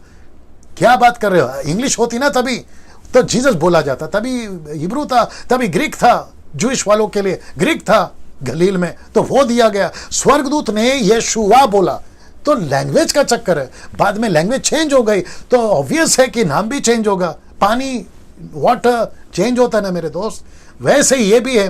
तुम उसको पकड़ के नहीं बैठना। खास करके यहूदी का जो कॉन्सेप्ट लेके चल रहे हैं ना, आजकल कलीसियाओं में घुस रहे हैं, उनके ऊपर भी बात करूंगा फिर कभी। लिखा है भक्तों के पक्ष में न्याय निर्णय किया निर्धारित समय पर, और भक्तों को राज्य प्राप्त हुआ। कौन है ये भक्त? रखने जा रहा हूं आपके बीच में, जिसको कहते हैं प्री ट्रिबुलेशन रैप्चर, यानी कि जो कलीसिया उठाई ली जाएगी, ये उसकी बात हो रही है। और साथ ही साथ दूसरी थियरी, दूसरा कॉन्सेप्ट, मिलेनियम किंगडम। मुझे इससे कोई फर्क नहीं पड़ता। आप रैप्चर में राज पाओ या फिर मिलेनियम में राज पाओ या फिर प्रकाशित वाक्य 21-22 के अनुसार अनंत काल का राज्य पाओ, लेकिन राज्य को पाओ, राज्य को पाओ। भक्तों को राज्य प्राप्त हुआ। इसलिए पौलुस कहता है तिमोथी को, मैंने अपनी दौड़ पूरी कर ली है, मैं तो अनंत काल के जीवन में जा रहा हूं, मेरा कूच का समय आ गया, मतलब मेरा जीवन काल समाप्त हो गया। लेकिन तिमोथी को ऐसी स्टडी देकर गया, ऐसी शिक्षा देकर गया कि तुझे भी ऐसी दौड़ दौड़ना है, तुझे भी। अब डैनियल राज आप सभी को इस वीडियो के माध्यम से, यूट्यूब और फेसबुक के माध्यम से आपको भी कहना चाहता है कि ऐसी दौड़ दौड़ो, बीच में लंगड़े मत हो जाया करो, बीच में बैसाखी लेके मत चला करो, बीच में थक मत जाया करो, बीच में बुज़दिल मत हो जाया करो, बीच में आप कमजोर मत पड़ जाया करो। कभी राशन नहीं है, कभी पैसा नहीं है, कभी पत्नी का प्रॉब्लम, कभी पति का प्रॉब्लम, कभी इसका प्रॉब्लम, कभी उसका प्रॉब्लम बोल के कमजोर मत पड़ जाया करो, ठीक है ना। जो दौड़ दौड़ी है बस दौड़ते रहो, पैसा हो या ना हो, आशीष हो या ना हो, हेल्थ अच्छा हो या ना हो, पैसे हो या ना हो, सब कुछ ठीक हो या ना हो, ये जो दौड़ शुरू करी थी ना तुमने, उसको लास्ट तक लेकर जाना। इसलिए तो लिखा है ना कि जो आखिर तक विश्वास योग्य रहेगा उसी को राज्य मिलेगा, मत्ती की किताब उसका 24:13। अरे ये बात समझ में ना दोस्तों। इसको देखिए, प्री ट्रिब्यूलेशन रैप्चर हो गया, फिर आपका मिलेनियम किंगडम हो गया। मैं चाहता हूं कि हम सब इसमें पाए जाएं। अब पद 23 से लेकर 25 तक में आइए देखते क्या है लिखा है। ग्रेट ट्रिब्यूलेशन जो कि उसके बाद आएगा, आपको बताता हूं। पूछने पर उस व्यक्ति ने मुझसे कहा, याद रखो डैनियल ने पूछा था, याद आ गया ना। पूछने पर उस व्यक्ति ने मुझसे कहा, चौथे पशु का अर्थ है चौथा राज्य, जो पृथ्वी पर उदय होगा, जो अन्य राज्यों में भिन्न होगा, वह समस्त पृथ्वी को खा जाएगा, वह उसको अपने पंजों से रौंदेगा, वह उसके खंड खंड कर देगा। ये कौन है? लूसीफर। ये कौन है? होली रोम। होली रोम, बाप रे। फॉल्स प्रॉफिट, पॉलिटिकल लीडर अलग, आपका स्पिरिचुअल लीडर अलग, रिलीजन लीडर भी बोल सकते हैं। ये सब पृथ्वी को खत्म करने पर लगे रहेंगे ना। ये देखिए वचन 24, उसके 10 सिंह का अर्थ मैं आपको बताऊंगा। 10 सिंह का अर्थ यह है इस राज्य में 10 सिंह राजा उदय होंगे। ये देखो सबका इंटरप्रेट है, दर्शन है, सपना है तो इंटरप्रेट भी है।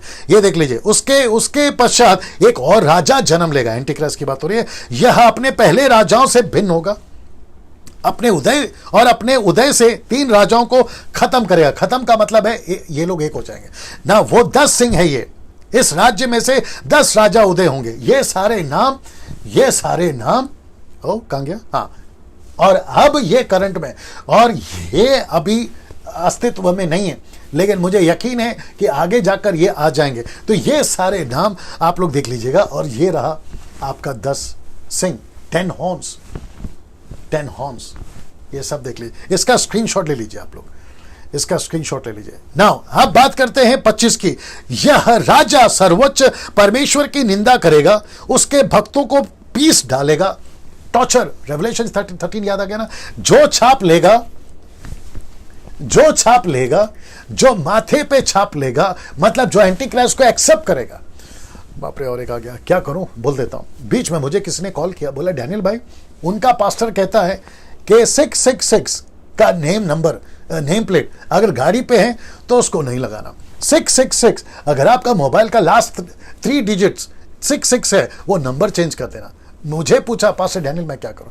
मैंने कहा अगर तेरे गाड़ी का नंबर प्लेट अगर 66 है तो रख ले, मत चेंज कर। दूसरा, अगर तेरे नंबर पे लास्ट में 666 आता है तो भी चलेगा। बोला मेरा पास्टर तो मना कर रहा है। मैंने कहा कि तेरे पास्टर को शायद समझ में नहीं आ रहा है कि यहाँ पे इंटेंशन की बात हो रही है, मकसद की बात हो रही है, मनसा की बात हो रही है कि तुम कौन से मनसा से। अभी गिनती में बच्चों को सिखाते ना स्कूल में, आप लोग भी तो गिनते हो ना नोट। जब 1 से लेके 666 तक गिनते हो तो क्या 666 को नहीं गिनते हो? वो नोट निकाल के फेंक देते हो, रखते हो ना पॉकेट में। क्या हो रहा है यार? ये नंबर का आंकड़ा नहीं है, ये नंबर का चक्कर नहीं है, कॉन्सेप्ट का चक्कर है, एंटी क्राइस्ट कॉन्सेप्ट है। तो आपका नंबर 6 हो, कोई प्रॉब्लम नहीं है। आप लिखते हो ना 6, आप बाइबल पढ़ते वक्त में 6 नहीं पढ़ते हो तो वो भी गलत हो गया। तो फिर आपको बाइबल ही नहीं पढ़ना चाहिए, क्योंकि बाइबल में खुद लिखा है 6। फिर आप निकाल के फेंक दो ना वो पन्ना को, करोगे क्या? लगा के रखा है। थोड़ा बुद्धि का इस्तेमाल किया करो पास्टर। आप अपने चर्च को सिखाते हो। वो पास्टर तो छिड़ गया, बेचारे ने अपना नंबर चेंज किया क्योंकि सारा बिजनेस उसका उसी पे चलता था। बोला डैनियल भाई तो मेरा तो बिजनेस चौपट हो गया। फिर मैंने उसको बोला यार तू रख लिया कर, क्या कर सकते हैं सर, ऐसे लोग भी है। राजा सर्वोच्च परमेश्वर की निंदा करेगा, उसके भक्तों को पीस डालेगा, यह निर्धारित वर्ष कालों और विधि विधानों को बदलने का प्रयत्न करेगा। मतलब ये परमेश्वर के मंदिर में बैठकर, दूसरा थिस्सलुनीके दूसरा अध्याय अगर आप वचन 4 से पढ़ोगे तो आपको पता चल जाएगा, जिसका जिक्र पौलुस कर चुका है। सर्वोच्च परमेश्वर के भक्त 3.5 वर्ष तक उसके हाथ में सौंप दिए जाएंगे। 3.5 वर्ष, देखो कितना सटीक है। रेवलेशन की प्रोफेसी, दानियल की प्रोफेसी, 3.5 वर्ष तक आपको समझ में आ गया ना। 7 साल का जीवन काल आधा में बदल जाएगा, ये अपनी औकात पे आ जाएगा, ठीक है ना। ये सारी चीजें उसको बता रही है ना। दोस्तों इसको देखिए, पद 26 से 27 और 28 तक, ये लास्ट है वचन, ये लास्ट है वचन। Revelation chapter 22, eternal life, Daniel का चैप्टर 12, ये सब इससे कनेक्ट करूंगा अभी, इन सबको इससे कनेक्ट करूंगा। ये है आपका अंतिम अर्थ जो कि आपको समझना जरूरी है। वचन 26, तब सर्वोच्च परमेश्वर का दरबार न्याय के लिए बैठेगा। परमेश्वर का दरबार न्याय के लिए बैठेगा। लिखा है कि उस राजा के हाथों में Revelation the book of Daniel chapter 12 once, एक निकाल के रखो, सॉरी मैं चाहता हूं कि उसको पढ़ लेते हैं ना। ये वाला चैप्टर 12 वर्स 1 to 3, मैं जहां तक बोलूंगा निकाल के रखो, जब मैं बोलूंगा तब पढ़ना। कमेंट्स बॉक्स में सब ठीक चल रहा है? ओके ना, वापस आते हैं। तब सर्वोच्च परमेश्वर का दरबार न्याय के लिए बैठेगा। उस राजा के हाथ से उसकी राज्य सत्ता छीन ली जाएगी एंटीक्राइस्ट के बाद। उसका शासन पूर्ण नष्ट हो जाएगा। एंटीक्राइस्ट की बात हो रही है, उसका पूर्ण अंत हो जाएगा। मतलब चैप्टर 2 में रेवलेशन चैप्टर 22 में उसका अंत हो गया, खत्म हो गया। किसका? एंटीक्राइस्ट का। उसके बाद में अरमैगडोन की लड़ाई है। 1000 साल का जो कैदी बना दिया गया था और 1000 साल का राज्य पृथ्वी पर आएगा, यरूशलेम पे आएगा, मैं बता चुका हूं। फिर उसके बाद में अनंत काल का जीवन का राज भी आएगा। इसलिए तो लिखा है कि तब सर्वोच्च परमेश्वर का दरबार न्याय के लिए बैठेगा और उस राजा के हाथ से उसकी राज्य सत्ता छीन ली जाएगी। ये आ गया यहां पर ना। दोस्तों मैं चाहता हूं कि आप उसको पढ़ लीजिए, दानियल की किताब, उसका 12 का मुझे दीजिए। अच्छा ठीक है, पढ़ो दोस्त जी। उस समय महास्वरदूत मिकाएल, जो तेरी कौम का रक्षक दूत है, रक्षा के लिए आएगा। वह संकट का समय होगा। राष्ट्र की उत्पत्ति से लेकर अब तक ऐसा संकट कभी नहीं हुआ, परंतु इसी संकट काल में तेरी कौम का उद्धार भी किया जाएगा। जिन लोगों के नाम ग्रंथ में लिखे हुए हैं वे मुक्त किए जाएंगे। जो भूमि के नीचे कब्र में सोए हुए हैं उनमें से अनेक जाग उठेंगे। कुछ को शाश्वत जीवन प्राप्त होगा, कुछ को अपमान और स्त्रियाई कृपा का पात्र बनना होगा। जो समझदार होंगे वे आकाश मंडल के उज्जवल। बस तो जिसका जैसा नाम है उसके मुताबिक उनका पुस्तकों में जैसा नाम लिखा होगा। मैं भी तो यही बता चुका ना प्रकाशित वाक्य 21 का अध्याय में कि जिसका नाम जीवन की पुस्तक में है वो जीवन काल को पाएगा, अनंत काल का जीवन को पाएगा ना। दोस्तों ये आप समझ गए होंगे। राज्य और शासन समस्त आकाश के नीचे पृथ्वी के सब राजाओं की मानता सर्वोच्च परमेश्वर के भक्तों को जन समूह को दी जाएगी। उनका राज्य शाश्वत राज्य होगा। पृथ्वी के सब शासक उनकी सेवा करेंगे और उनकी आज्ञा का पालन करेंगे। यह आपको मैंने अभी बता दिया। तो इसका मतलब है हम सभी का नाम जीवन की पुस्तक में हो, हम सभी का जीवन यीशु के साथ सुरक्षित हो, तब जाकर यह राज्य मिलेगा, नहीं तो गई भैंस पानी में। वचन 28 आखिरी वचन है। दर्शन के वास्तविक अर्थ की चर्चा यहां समाप्त हुई। स्वर्गदूत ने दानियल को बताया, दानियल हमको बता रहा है। पर जहां तक मेरा संबंध है, किसका? दानियल का। जहां तक दानियल का संबंध है बाइबल वाला, वो कहता है मेरे विचारों ने मुझे व्याकुल कर दिया, मेरे चेहरे का रंग बदल गया, उड़ गया, किंतु ये बात मैंने अपने मन में ही रखी और किसी को नहीं बताई। कल 8वां अध्याय है, मैं वहां से और भी डिस्क्लोज करूंगा, लेकिन इसका रंग क्यों उड़ गया, ये व्याकुल क्यों हो गया, ये मन में खेदित क्यों हो गया? 8वां अध्याय का वचन 27 कहता है दानियल यहां तक कि बीमार भी पड़ गया, डर के बीमार पड़ गया। अब आप सोच के देखो कि दानियल को बताते वक्त में उस वक्त में जो इंटरप्रेट हुआ होगा, मैं जो इंटरप्रेट कर रहा हूं वो दानियल के इंटरप्रेट का अंश भर भी मैच नहीं कर रहा होगा, क्योंकि मैंने नहीं देखा, मैंने नहीं सुना। लेकिन अगर वही दानियल आज यहां होकर हमको बता रहा होता तो आपको पता चलता कि वाकई में इसकी हालत कितनी खराब है। मेरी अंडरस्टैंडिंग, क्योंकि कम से कम 4000 साल की या 3000 साल की घटना, पुरानी बात बता रहा हूं आपको, तो फर्क तो रहेगा ना मेरे दोस्त। मेरी ताकत जितनी थी मैं जिसको इसको समझ सका, इसलिए कल पहले दिन से मैं गुस्से में हूं, इसलिए पहले दिन से मैं एग्रेसिव हूं, इसलिए पहले दिन से मैं आपको, मेरा जो एटीट्यूड, मेरा जो टोन है वो ऊंचा है। कुछ लोग बोलते हैं ये तरीका होता है क्या प्रचार करने का? तेरा शांत वाला तरीका से तूने क्या कर लिया बता दे बेटा। इसको समझो, पहले इसको समझो। यीशु का भी तरीका यही था, पतरस पौलुस का भी तरीका यही था, उसी के चलते तो मसीह टिकी है अभी तक। नहीं तो तुम जैसे शुगर कोटिंग वालों ने और क्या बोलते हैं मैनिपुलेट करने वालों ने, वर्ड को ट्विस्ट करने वालों ने और मोटिवेशनल प्रीचर वालों ने तो बेड़ा गर्क करके रखा हुआ है। 200 रुपए की पानी के बोतल, 200 रुपए की तेल की बोतल, रुमाल कपड़ा अलग, कहां से लेकर आते हो पता नहीं। कॉन्सेप्ट शॉल ओढ़ के बात करो, सैक्सोफोन या क्या बोलते हैं उसको, शोफार को फूकने से पवित्र आत्मा उतरेगा, क्या लगा के रखा है यार। वचन को समझो, इसी के चलते ये रखा हुआ अभी ना। दोस्तों मुझे कल आपको 8वां दिन और 8वां चैप्टर पे बात करना है। मैं उम्मीद करता हूं कि आप लोग इसको खूब शेयर करोगे। कितने लोग जुड़ रहे हैं अभी तक? जो 1600 लोग अभी तक बने मेरे साथ में, उन सभियों को मैं आप सभी को कहना चाहता हूं, आप जितना शेयर कर सकते हो शेयर करिए। याद रखो YouTube चैनल को सब्सक्राइब कर लीजिए, क्योंकि मैं अभी चुप नहीं बैठूंगा। मुझे कुछ लोगों ने छेड़ा है, मुझे राहुल आर्या, जाकिर नायक के ग्रुप के लोगों ने छेड़ा है, मुझे सनातन धर्म वालों ने छेड़ा है। अब उन्होंने कैसे छेड़ा है पता है? हमारी बाइबल से सवाल उठा के छेड़ा। अब बेटा जवाब लेने के लिए तैयार हो जाओ, ठीक है ना? आऊंगा तुम्हारे पास में, इसी सोशल मीडिया के माध्यम से आऊंगा, ठीक है ना? और साथ ही साथ जितने वीडियोस को मैं अपलोड कर रहा हूं उसको देखने के लिए मैं कह रहा हूं कि चैनल को सब्सक्राइब करो, मेरे पेज को लाइक करने के लिए आप लोग जितना कर सकते हैं और जितनी तादाद में आप लोग जुड़कर देख सकते हैं देखिए, क्योंकि बहुत अद्भुत चीजें परमेश्वर इन दिनों में कर रहा है, इस बात की आप जानकारी रखते हैं। चलिए दोस्तों, अपना ख्याल रखिए। कल ठीक 8 बजे आपसे मुलाकात होगी, chapter 8 and date 8। God bless you. अपना ख्याल रखिए। जय मसीह।